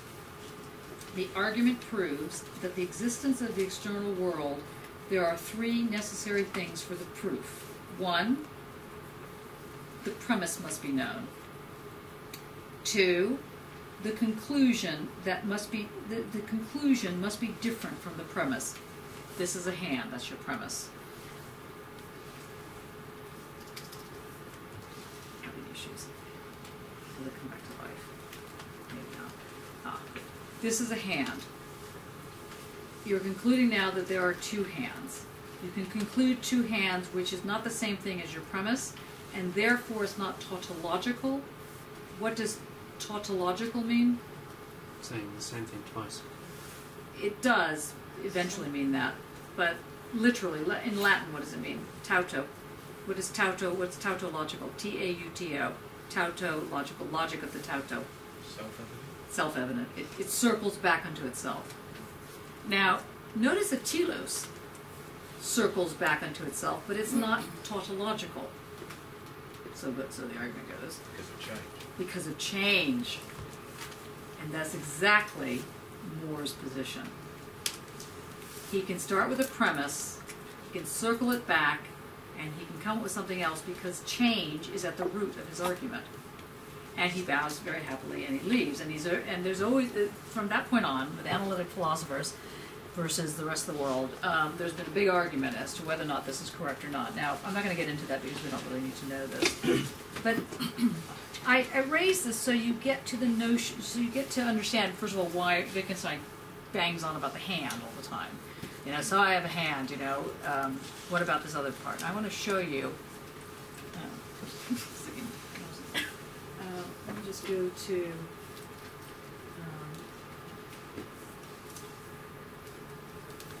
okay, so he starts with his, we're not going to go to this, you know, line by line, but I want you to get a sense of what's going on here. There are three things that you need to get a sense of what's happening in this little section that I had you read even the smaller section of the first section. But what he's doing here is developing, he's saying that what Moore is using is basically what Simon very carefully and smartly picked up, which was that change allows one to make a certain kind of proof of what seems otherwise to be, quote, self-evident, and that the notion of evidence or observing the evidence is not necessary for it becoming a ground or a truth or a condition. So what Wittgenstein wants to do instead, now if this gets too complicated, do something like fall over or, you know, cough or something. So if what he wants to show you, to show all of us, is that you have to decide, just like how far back do you go? If I say I have a, he says, if a blind man asks how many hands do you have, I shouldn't have to check my eyes to know whether or not my hand exists. What is tested by what, he asked. How far back do you go to make it so that you don't have to keep going back into ad infinitum? So that's the first thing he's going to do. I'm going to show you how he does this. This is attack on Moore. If you do know that here is one hand, we'll grant you all the rest. So he says the first problem with linear thinking is that you take as a given, the first problem with linear thinking is that you take as a given what you're trying to prove, and then you go off and prove it. And he's saying that that actually is tautology, even if it doesn't sound like it is. So he goes on, he says, when one says that such and such a proposition can't be proved, of course that does not mean it can't be derived from other propositions. Any proposition can be derived from other ones, but there may be no more certainty than it is itself. Now, so where he's going to go with this one little sentence about the hand, he's going to start to develop the way in which doubt comes in. And that's what we want to look at. So if you go down to number 5. Okay.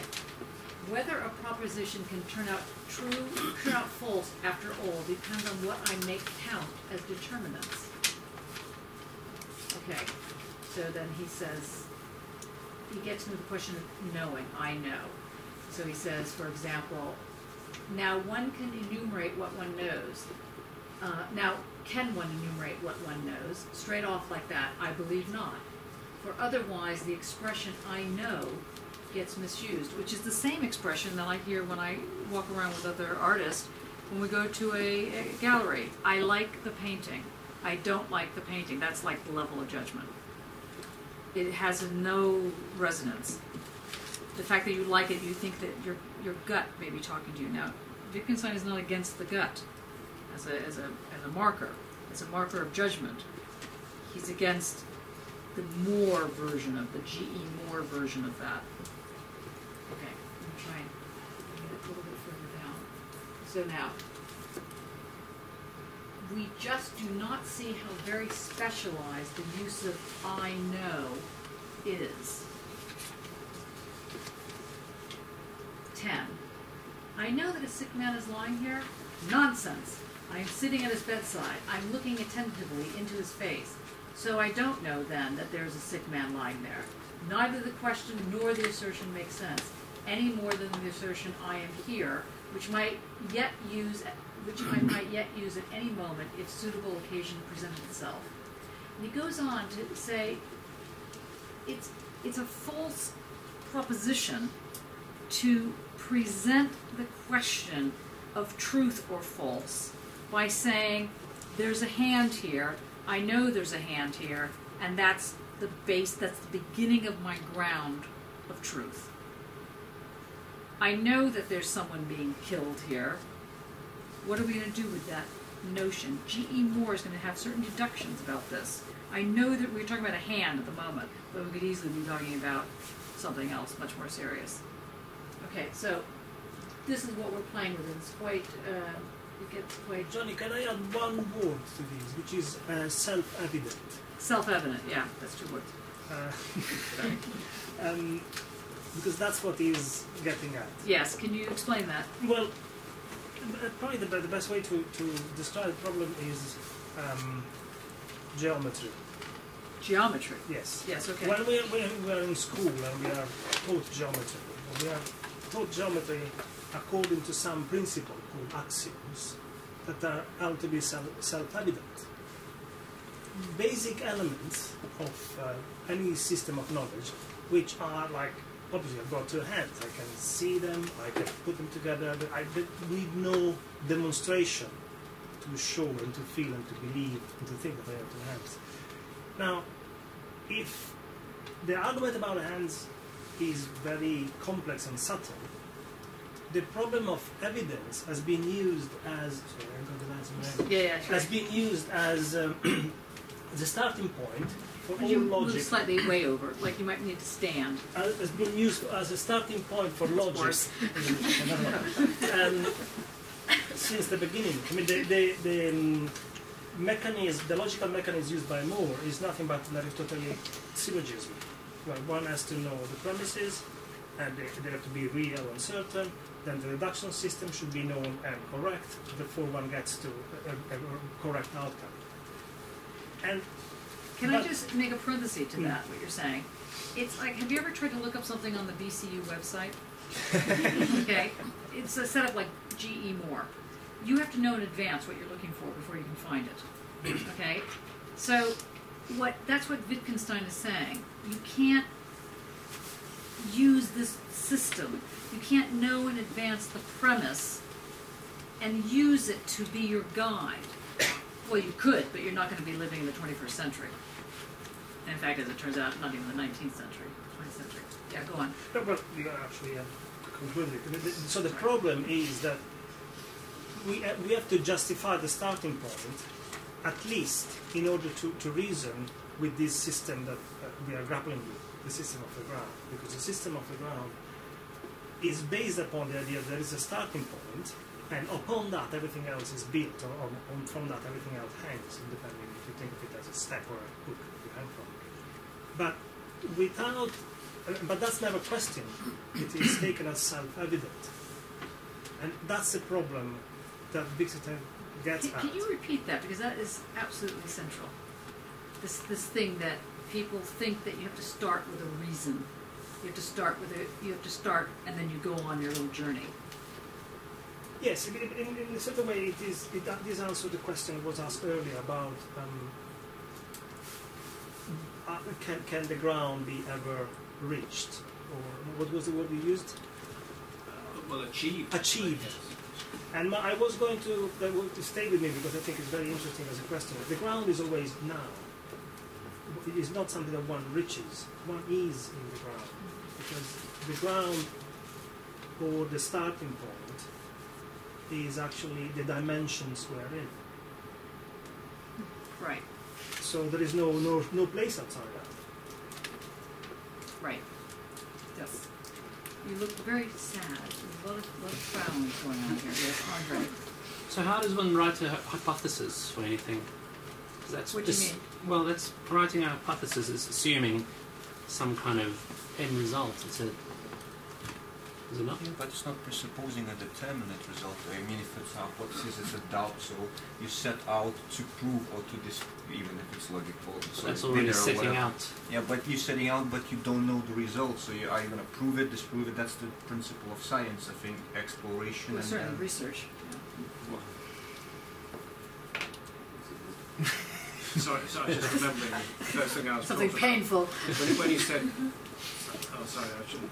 When you said research in science, I just remembered that the first thing you start off with when you're doing scientific research is a null hypothesis. Is a null hypothesis. Yeah, can you explain what that is? Well, you form a hypothesis of what you think was the, if I can get this right, what you think is the truth or what you think is happening. And then what you then try to prove is that is incorrect, that nothing is happening. And if you fail to do that, then it's evidence for your hypothesis. So that's why I've learned. That's right. No, okay. You don't try and prove your hypothesis. You try to disprove the null hypothesis. That's right. But actually, what's being said here with Wittgenstein, and one might even go further and say that Kant is also saying this, is that it's not a hypothesis that you prove or disprove.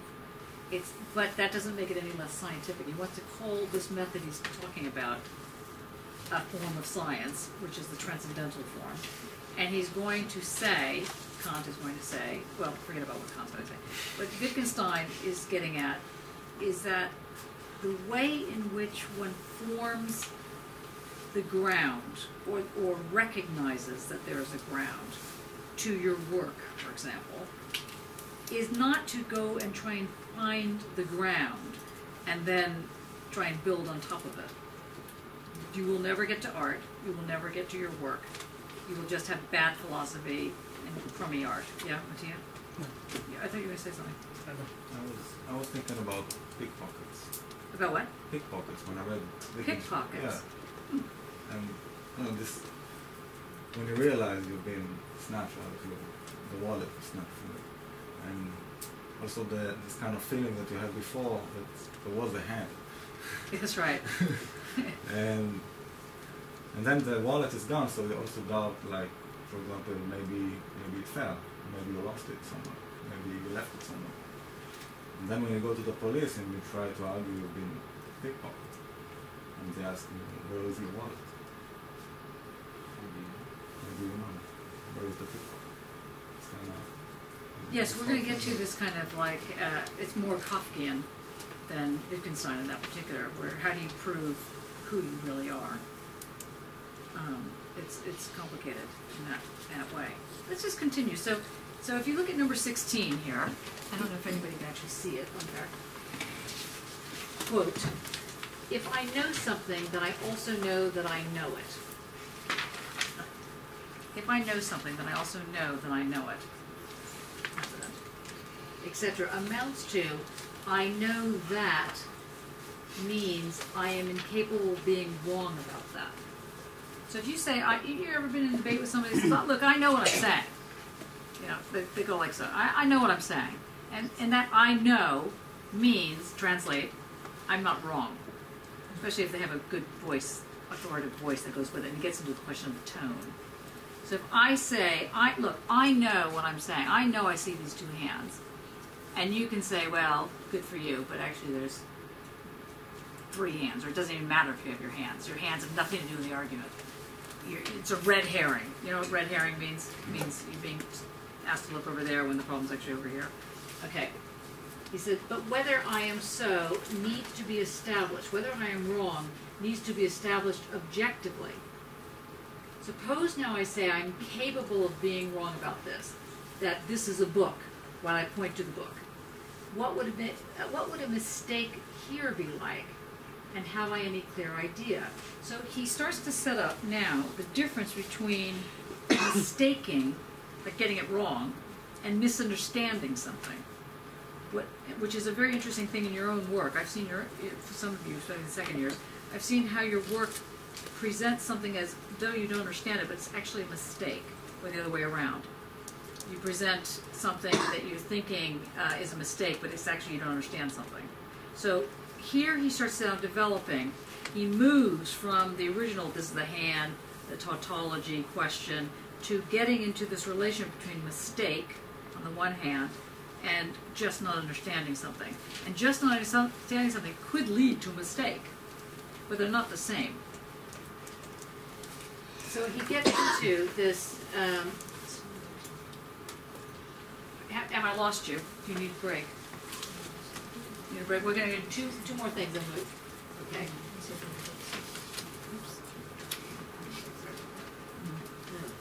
Scary. Go back. Sorry about that. I'm just going to try one more thing, and because I feel like this is such a difficult thing, I'll try one little thing more, and then see if this doesn't help you. Now we're going to go to my favorite part.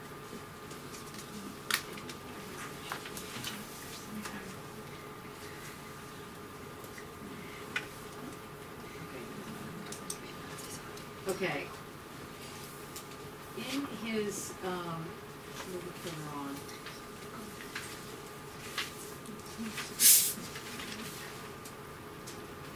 I'm going to go to this and then we'll have a break because I know that you're ready to go.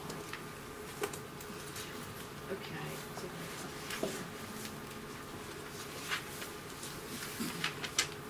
There it is. Okay.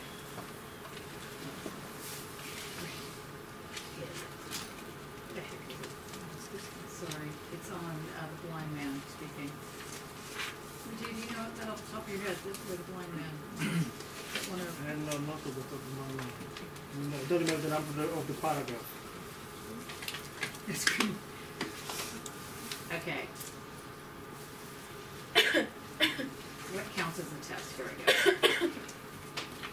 Almost there. Okay, 118.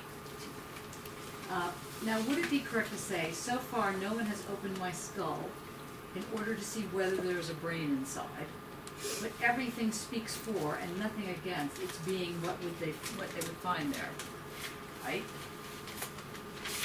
But can it also be said, everything speaks for and nothing against the table still being there when no one sees it? For what does speak for it? But if anyone were to doubt it, how would his doubt come out in practice? And couldn't we peacefully leave him to doubt it, since it makes no difference to us at all? Can one say, where there is no doubt, there is no knowledge either? Doesn't one need grounds for doubt?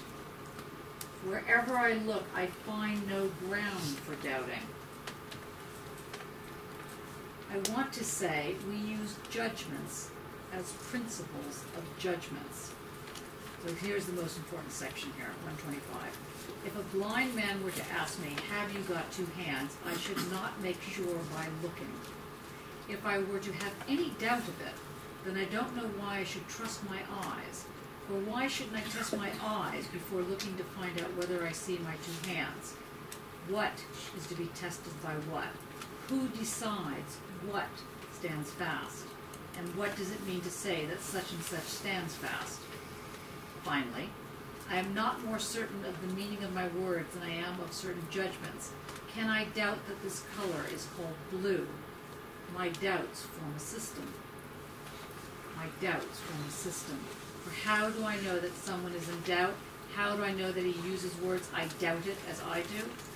And he goes to say that's that first step of understanding whether or not someone is using doubt the same way you're using doubt. That is the first step of judging. And he goes on to say that it's judging that teaches us, not experience, but judging. So the most famous line of his, so if you have it, and then we'll take a break, 130. But isn't it experience that teaches us to judge like this? That is to say that it is correct to judge like this. But then, how does experience teach us? We may derive it from experience, but experience does not direct us to derive anything from experience. If it is the ground of our judging like this and not the cause, Still, we do not have a ground for seeing this in turn as a ground. No, experience is not the ground for our game of judging, nor is it its outstanding success. So, we're moving around this notion of ground, and you need to be grounded right now in Diet Coke, water, fag, some way or another. Take a 5-minute break, because I know that this is very heavy. I'm going to try and solidify. We're not going to do Kant tonight. We're just going to finish this because it's just too much. Is that okay? Unless you desperately want to get into Kant. You want to get into Kant? Not well, at some point. Yeah. No, let's mention the book reviews. I would strongly recommend that you do your review on a book that's on the recommended list and not on the alternative list, because you really want to help yourself. And unless you have like all the time in the world to spend on this, which I'd like to think you do, but I know that you don't. It is it's very painful to then have to relearn everything. The books that I would suggest you doing a review on, and it doesn't have to just be the book. Someone gave their talk today on Van Trier and said that they liked Lars von Trier. Yeah, you did, yeah. So, were you there when we did the Dear Wendy? Mm-hmm. Yeah, right, okay. Yes? Oh no, I thought you, sorry. It's like being at an auction. It's like, okay. Uncertainty is obviously an important book. If you wanted to look at a section in Kant to just get your head around it, also good. Clearly Kierkegaard, when we start getting into Kierkegaard, very helpful. Or, where's Annika? Annika, how do you say his name? Kierkegaard. Yes. I thought she was saying Ouija board. Yeah. And I'm just saying, I have no idea what you're talking about today. There's really miscommunication situations that have gone very wrong. Okay. If you can talk to Mattia about the book review, is that all right? Yes. Yep. Or myself, of course, but they're not graded. You still have to hand it in. But it's try to do no more than 1,500 words. It takes a long time to know how to be concise. So you might find yourself going overboard. But what you want to practice is how to footnote. And the other thing about the book review is do not use I know or I think or my opinion about this book is that it's great. So you're not writing for the New York Times. You're writing.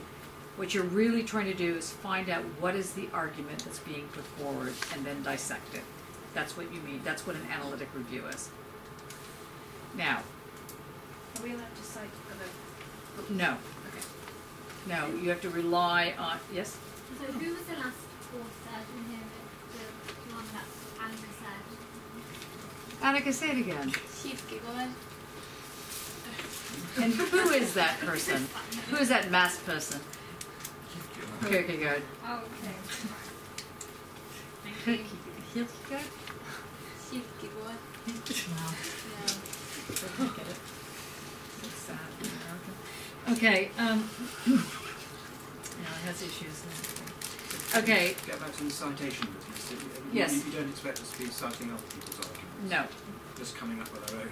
Yes. And is it meant to be an opportunity for us to show our creative ability? No. Because that's not what a normal review is. No, it's like I'm so not interested in your creative ability. No, I mean that very with love. It's what you need to learn and not be afraid to do is to know that you can make an argument. And so what really is being asked of you is to figure out how to make one. Okay, that's it. And you're getting help by going to undecipherable environments and trying to make sense out of them. So some of you will look at Kierkegaard. I'm so sorry. It's like Taylor's forever. Anyway. For example, for those of you that haven't gotten Kierkegaard, the question is that Kierkegaard is asking in Fear and Trembling is how come Abraham actually thought he should murder his son? Like, wasn't there some sort of difficulty there? And the argument being that he heard the voice of God, also, wasn't that like, was he psychotic? You know, what's that all about? And he comes up with, Kierkegaard comes up with a thing called the teleological suspension of the ethical, which, by the way, is what a lot of you do in your own artwork. And so we look at this not from a religious point of view. Well, I guess if you want to look at it from a little bit, but it's not, that's not the intent of it. The intent is to understand what happens when you get that tremble. What brings you to this thing called the tremble? Okay, and so we look at it in terms of that. So you'll find the argument is developed in that way. Or if you look at Wittgenstein on the question of certainty and uncertainty, what you start finding, apart from the fact you'll end up, for those of you that actually already are attracted to Wittgenstein's style, you'll find yourself doing that kind of thing. He, like Samantha was just saying, he has a bit of a, he's actually doing a kind of, believe it or not, that's his version of Howl. You know, he's doing this kind of really slow, prowling kind of thing where he's just going, you're an idiot, you're stupid, that's unbelievable, how can I live, you know, like, you know, and he's trying to show you really what's going on. So the first time you read his works, don't like read it with your eyes squinting, you know, it's like, don't try and get it, just get into the rhythm of it, and you'll begin to see what he's really saying. I do need you to use the Chicago form of footnoting, if in fact you do end up footnoting. And also if you find that in your explanation that you're going to go off on some tangent, oh, this reminds me of the time when I was 7, and, you know, something, well, put that in a footnote. Put that in, they're called referential footnotes. As we get closer to the D-Day, come see me, or come see Mattia, or come see Dane, and we can go through this and show you exactly how it has to be done, so that you know. Okay, now, I lied about not doing Kant. We're going to do that. I do want us to just at least hear it. What you need to get from this, from the Wittgenstein side of things, I'm just going to say it, and then let it sink in somehow, and then you can like go back and chew on it and play with it and this kind of thing. There's a couple of things, there's a couple of words I want you to make sure you know. Let me see if I can see them. One is called, one series of words is called language games. Wittgenstein uses this term a lot, language games. In fact, games. And what you need to know about this is the same idea behind the word condition. Or let's say, now that we've sort of gotten kind of to the idea that the ground can be kind of plural, or dirty, or messy, or doesn't quite close down. So I know that like I've got salt, which I've had now today all over the floor. So I throw the salt out like this, and you can say it's hit the ground, or it's hit the table.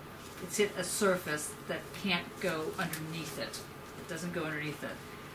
That is the type of ground you understand at the moment. And I'm asking you to pretend there was no table. And when I threw the salt out, it still stayed there. And if you can do that, you'll begin to understand a different kind of ground. Just think of it as being an invisible ground. Now I'm going to do something really cool. Think of Harry Potter and the invisible cape. Okay, it's kind of like that. We throw this out, and if there is no actual ground, how come it doesn't sink? You think you're fighting for gay rights or women's rights or one sort of, how do you know? How do you know that it's right? How do you know that the identity is not going to sink down somewhere? How do you know it's going to land and it's going to be cohesive? Well, the short answer is you don't know. And the longer answer is you do. And that's what Wittgenstein is playing with. He's saying, if there's something that makes that salt stay connected to the condition of its being on the table. And I'm using the table now in a colloquial sense. If we want to put something on the table, it means we want to address it. We want to make sure that someone can hear it. Something's on the table, it means we're going to start talking about it. It's on the table. Well, there's not an actual table when you say it's on the table.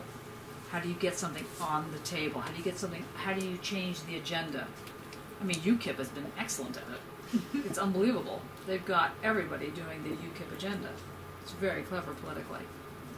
They've brought that to the table. They've created that situation. That's a condition. It's not really a ground. You couldn't walk out and find the ground of UKIP. You know, and yet there it is, growing like a ugly little. Sorry, nobody's UKIP supporter. Okay, so this ground is what Wittgenstein's going to start calling a game, a language game. And he's going to say that this ground, that when I throw this out, luckily I had a lot of it, I just found it today. Pretend there's no table there. Pretend it just didn't sink. And we throw it out, it just goes out. He says that the reason it doesn't sink is because we have a game going on. We have a system of some kind that keeps it afloat. You can't necessarily see the system, you can't necessarily grab it, because it doesn't exist in that form of the material. This language game, he goes on to say that on the one hand, it starts with the question of doubt. So we're back to this doubt, but it's the doubt of the greenish. It's the color doubt. On the other hand, it has to do with the way in which, when this is thrown out and doesn't sink, that it actually forms a cloud of some kind. So you throw something out, and for some reason, it doesn't sink. Now I'm going to use a terrible example. This may help you. I'm sorry it's late. Let's say someone decides to pass wind. Well, they don't really decide to pass wind. Let's say pass wind is what happens. And nobody acknowledges it. But it's just sitting there. Right? Just sort of sitting there. And you're going, you must try and not hold it. And everyone tries to make sure that the other person is probably the one, including the one who has just passed the wind. Now that wind that's sitting there can sometimes, sorry Foucault. That wind that's sitting there can be called a discourse. Really? It's a lot hotter. Yeah, but it doesn't sink. It doesn't go away. It's there. How did it get there? Well, somebody put it there. Especially if it's not going away. It's either not going away because the conditions of the reality are so bad that there's a lot of stink bombs happening. So if it goes away, people still see it or feel it or smell it. But sometimes it's not going away because something has changed. So the fact that people have banged on about gay rights for a long time, and then one day, it's not like a Tuesday at 4 o'clock, suddenly people realize, oh, you know, it should be gay rights, actually, when you think of it. You know, that's not how it happened. Somehow, when the salt was thrown out, it didn't dissipate. How'd that happen? So what Wittgenstein is saying is that when you throw that salt out, you're playing a game. And the game is how you use the tools of your game. That's the game. The game is the use of the tools. The game is the way in which you begin to understand the tools, because they're not so much as the tools are speaking to you. It's not so much because you're becoming experienced with the tools, although that's all part of it. It's because it's not going away. And somehow there's a public link so that we're all hearing the same thing, or basically we're hearing the same thing. And he's basically saying, it's not because I'm saying to you, I have a hand and now I have two hands, or I have a concept called I don't think women should be exploited. And then you go, you know, I don't think women should be exploited either. And that's how it happens? No. You never will succeed at anything if you think that the way to change racism, for example, to go up to people and go, you know, you're being really racist. And they go, I knew it.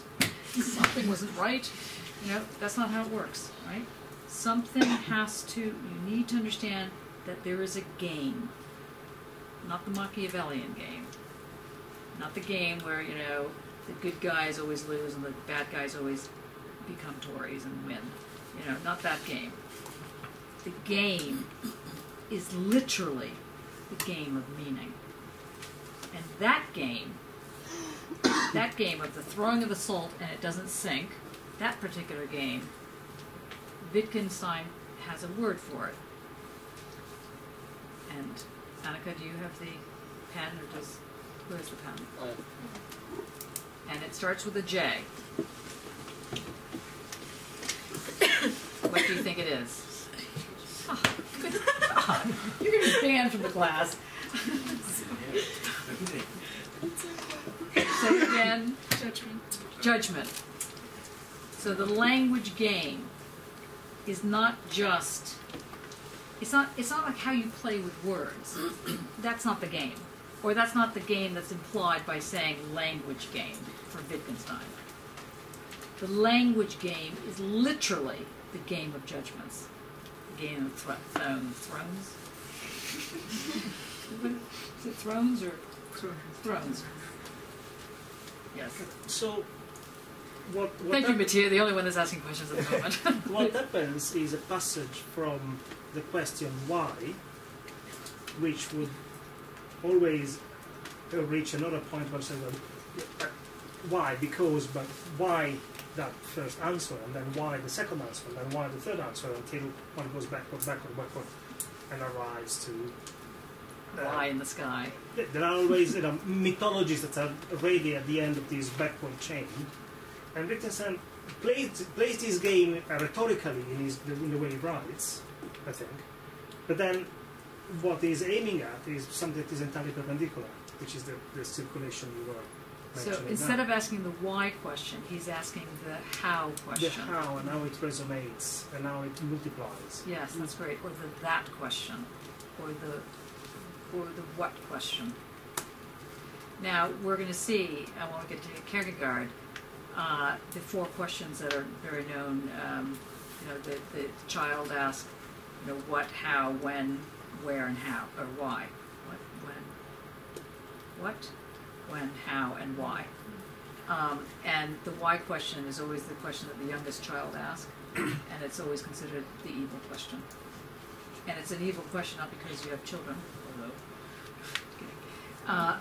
It's an evil question because it always just keeps, it always takes you back. You can't get an answer. Why racism? Well, because people are idiots. Well, why are people idiots? Well, because they just are. You know, it's like, you know, it doesn't. You don't get anywhere with it. So what Wittgenstein is doing. So the second point of this lecture on Wittgenstein is that he's moving away from this notion of he's taking doubt and he's making it blossom. He's making it blossom as a condition that creates a language game, or let's say a game. Is your next new word in Scrabble. And in the language game, he basically says it's how a word is used. It's the how of the word. It's how the brush stroke happens. It's not whether or not you decide to use red or blue, although that's possible. It's really the how of that decision. So, yeah. So the outcome of, if say, you know, like there's an argument, so if you say sort of like form, how the argument is formed, does it presuppose the, you know, the end, the outcome of the argument? Does it make sense? Yeah, if I said to you, if I were mad at you and I say, you know, Thomas, I know you. I know what you're saying. And you're like, no, you don't know what I'm saying because I haven't even said it yet. And I know what you're saying.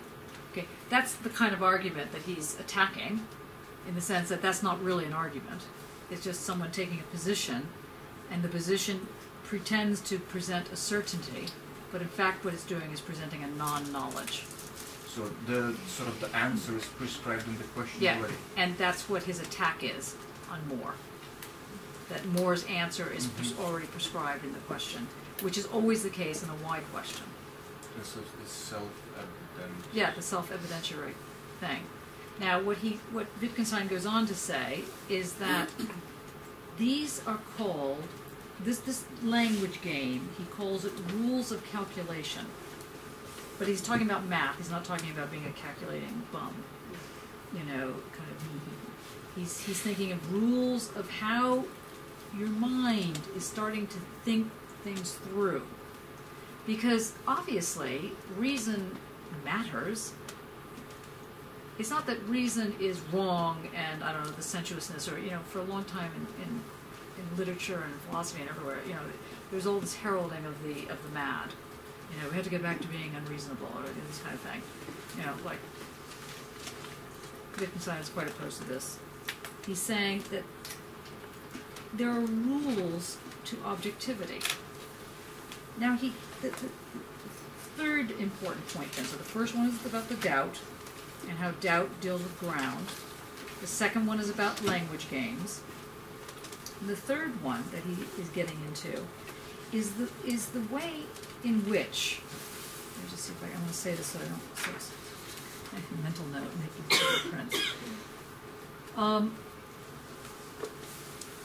He wants to say that, first of all, the notion of doubt, that doubt, or no, the usual sense of certainty, like I know what you think, or I know, or I'm making a stand, that is a false sense of security.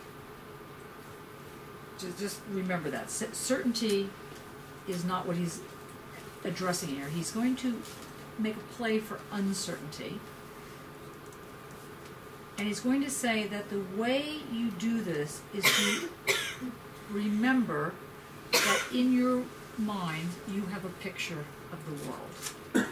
And what does your picture look like? Like if I said to you, go to the edge of the world, go to the edge of the earth, you wouldn't think, you would have some sort of understanding about what I'm saying. If I said, you know, people try to go to the edge, nobody's thinking that it's a flat edge, that the earth is a square, you know, fall off of it. But there is no edge of the earth. In fact, there's no edge of the universe. There's no outside to the universe. It's like the Escher. So you can never get outside the universe. Okay, that's a whole nother story. Sorry, I just got carried away. Okay, so he's going to now get into this question of picturing the world.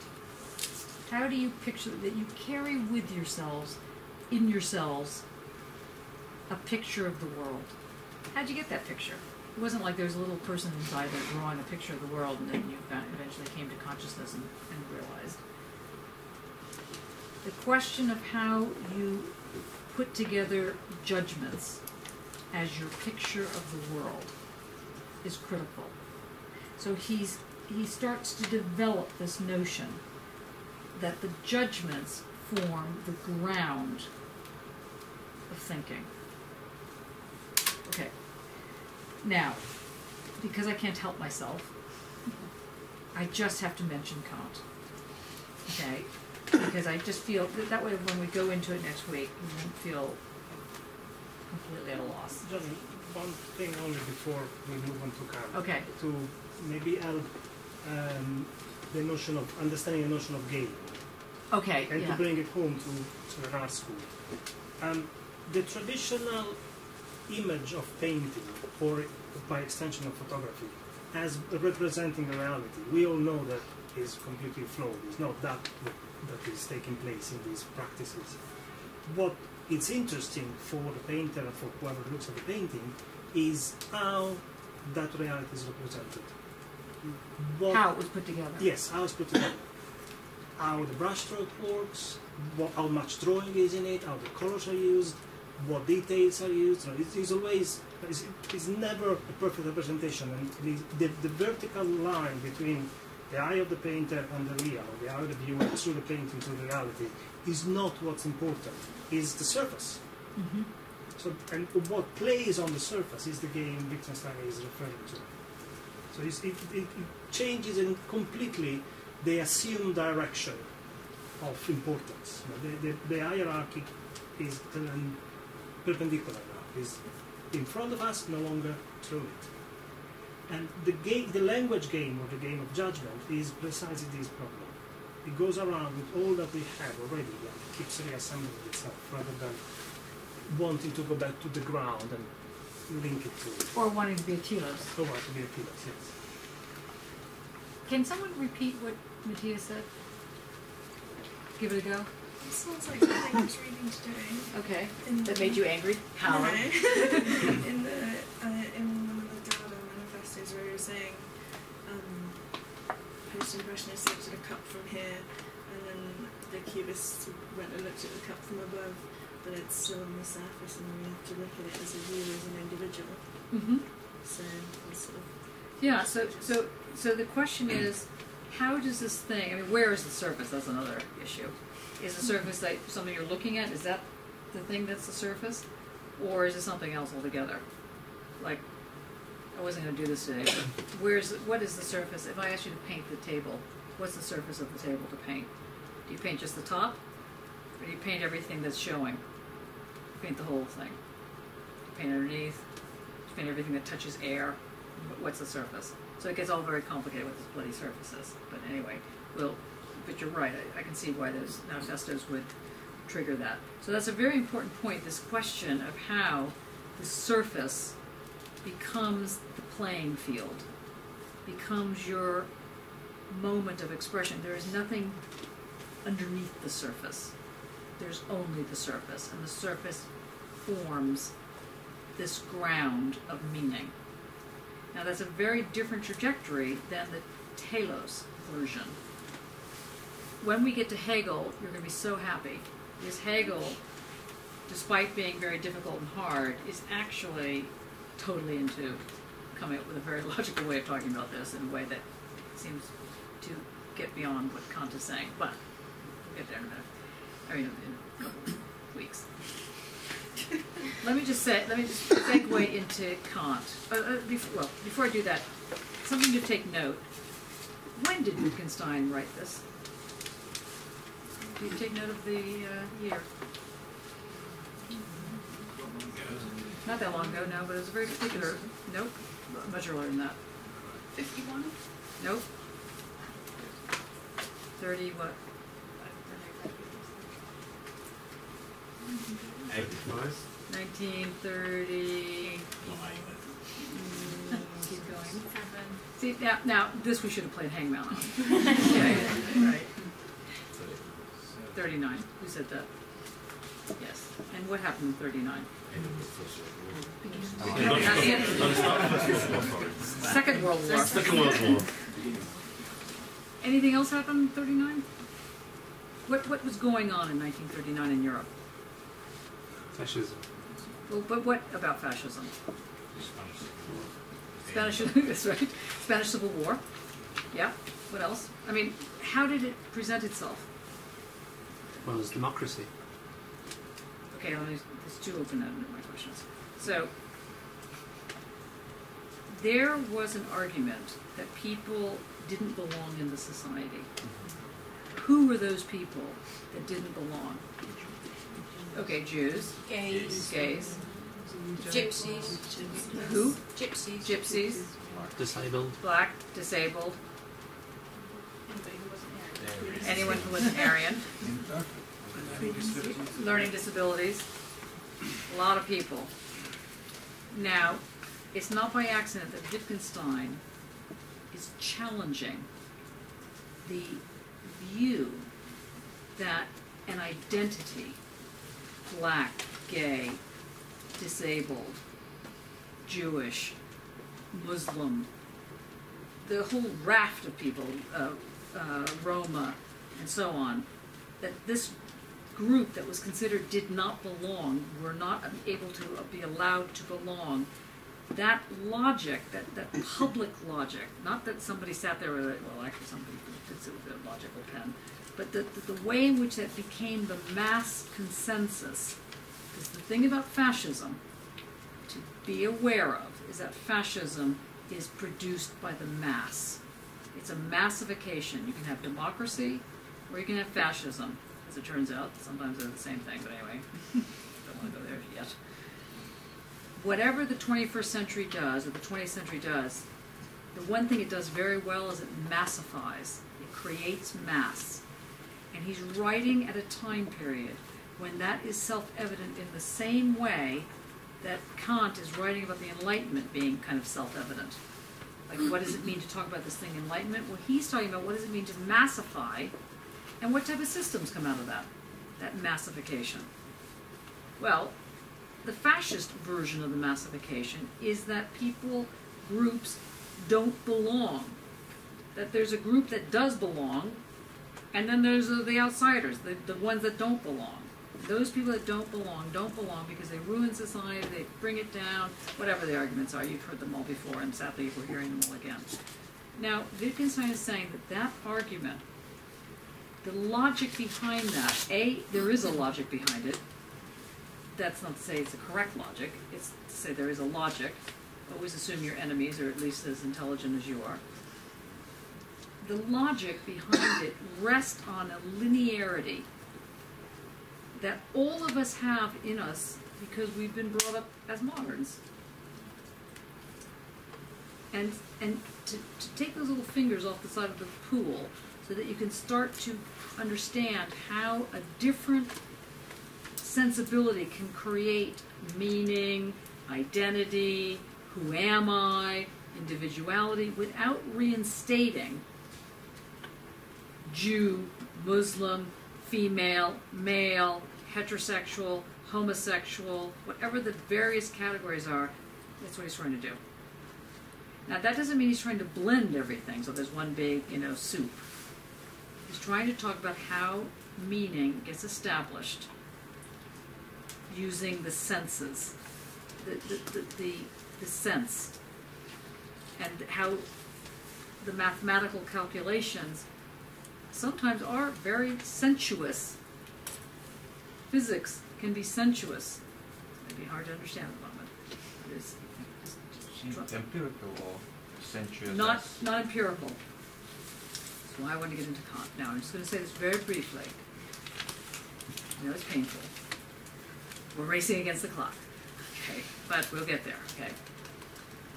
The thing you need, or the several things you need to understand about the Kantian move. When did Kant write the Critique of Pure Reason? 1750. Not 1750, he was a child then. 1790. No. 17... Well, it was when he was 50 odd, wasn't it? Yeah. 1790 something. Not that, just a little bit before. 84. Thank you. Okay, we almost had Hangman there. Well, you guys are terrible on dates. I'm gonna, I don't mean that. I mean on a calendar. Probably terrible on dates as well. Okay. Well, a year. That's right. So just pick a year. Yeah. Anyway, during that time period, think to yourself what's going on globally. And we're not going to get it. Kant is writing against sort of three groups, all of which are annoying him. One group is called the skeptics, or skepticism. One group is called the empiricist. And one group he calls the indifferents. Those are indifferent. Now, the translation you should be looking at is the Goover and, what is it, Goover and Wood, is it? Goover and Mayer. I never remember the second guy's name. Goover and Wood. Yeah, Wood. Goover and Wood. And can you just show them the book? It's on the Dropbox as well. It's on Dropbox. It has Kant looking like he has a migraine on the front. It's titled, it's the one that is titled Critique of the Power of Judgment, and not Critique of Judgment Value. Yeah. It's a recent translation. It's the most recent translation. It's now become the new standard in the field. Now, I personally like the Meredith translation because it's more sexy and sensuous and this and that, but it's also impossible to read. So this is less possible to read. I mean, this is like more possible to read. Sorry. Yeah, it's in the Dropbox. Yeah, all the different translations are in the Dropbox. Anyway, but for those of you who can read German, I would recommend reading in German. For those of you that can't, I would suggest reading the Guver, G-U-V-E-R, and Wood translation. And also in the introduction, the thing is they are the driest of all of them. So if your fear is that philosophy is really dry and horrible, this will not help you. Because you will think, oh, God, it's really dry and horrible. Okay, then you can go to Meredith or Kemp, some of the other ones. What was Marx? You like Pulver? Yeah. Pulhar is also quite good. But anyway, the point is that they all say something a little bit slightly differently.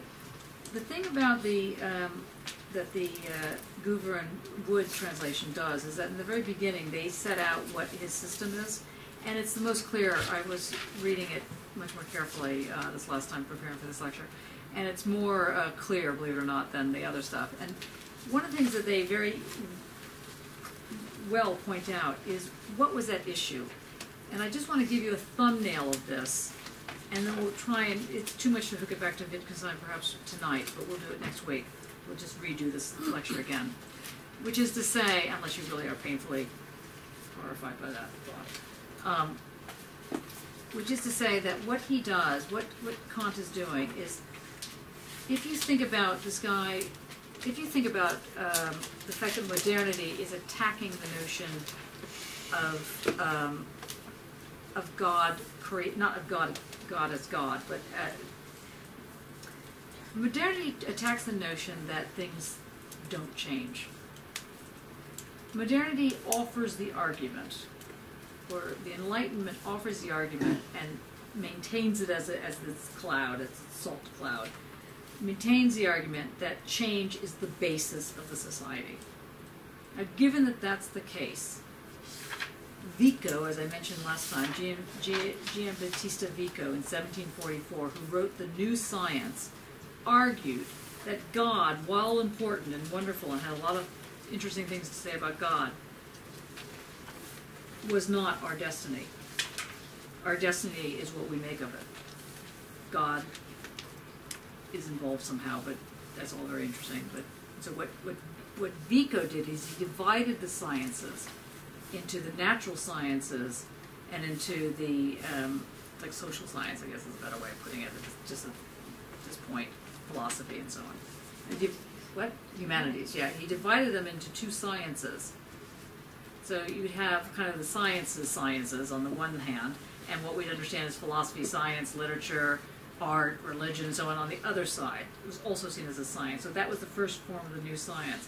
Now, why be obsessed with the word science? Argument, answer, because it allowed one to give reasons that stuck together, that were not superstitious, that were not based on dogma, usually. That was the argument. What Kant found was that the empiricist, the skeptics, and the sort of indifferent crowd kept going back to dogma, kept going back to principles that really were creating a very horrible society, according to Kant. And what he wanted to argue was he wanted to invent a new science, a new science. This science he calls transcendental science, which sounds very like, he wanted to create this idea, or this way of putting together a logic that took into account the sensuous. Now, does he succeed? Does he fail? It's a good question. I would like to suggest that what he does is he sets up an argument around one form of logic being dialectical, as I was saying before, and the other one being kind of what I euphemistically was saying, like the mathematical dynamical, or what he calls a priori synthetic judgments. Just had to get it in. So the last word phrase you need to know today, well, apart from transcendental, it's a big word, is this thing called a priori before synthetic. A priori, like synthesis. In fact, let's leave off the word judgment for the time being. Just a priori synthesis, as opposed to the kind of analysis or the analytic that would be this empiricism or this skepticism. He wants to talk about an a priori synthetic judgment, unities, as a form of thinking that he is going to call, last new word, architectonic. We did it. We got there. A-R-C-H-I. No, A-R-C-H-E. T-O-N. R-C-H-I. A-R-C-H-I or E? I. Tech. Oh, that's it. That's it. Yeah, T-E-C. T-O-N-I. Yeah, tonic. Good. As in absence. Architect absence. Okay. Architectonic. Architectonic is the analytic, is the form of the systems that take in the senses. Now you've done very well tonight. We're 10 minutes before we have to go. Any questions? Yeah. Did we sort of lose the issue of when objectivism becomes objectivism? We will never lose that. Right, but we haven't quite sort of got there yet. We haven't gotten there yet. Right. Yeah. So I have a question to ask you. Do you want to go over this again? Yes, please. Are you sure? Okay. So may I suggest that you watch a few things? One thing you need to watch, I don't have to write this down, is I want you to take a look at The Wicker Man. Oh yeah. Really? You don't watch scary movies? Is that the Nick Cage version? No, not the Nick Cage version. The original one. The Wicker Man. Is that Edward Woodward? The Woodward one. Yeah. It was on a few weeks ago. Okay, so who would like to check this out for you? Want to take this one? You just no. Who wants to look at this? I've got a copy. Okay, don't all jump at once. Okay, so that's that one. Really went over well. The other thing to look at is the Dear Wendy film. Now, the thing I want you to think about on either one or both. Oh, there's one other one that you could take a look at, which is not as scary. It's called Cafe Flesh. It's a porn film. Write that down. Anyway, and it's an interesting porn film. Well, they're all interesting. Well, maybe, no, they're not all interesting.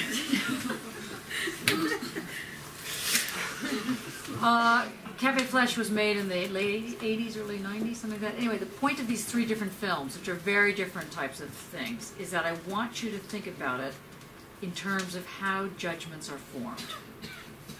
And what's the difference between superstition, common sense, and reason.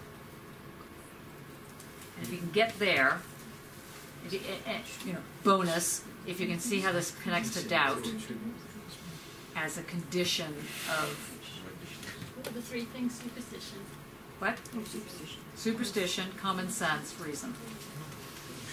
Superstition, common sense, reason. Like that. Superstition, common sense, reason. Superstition, common sense, reason.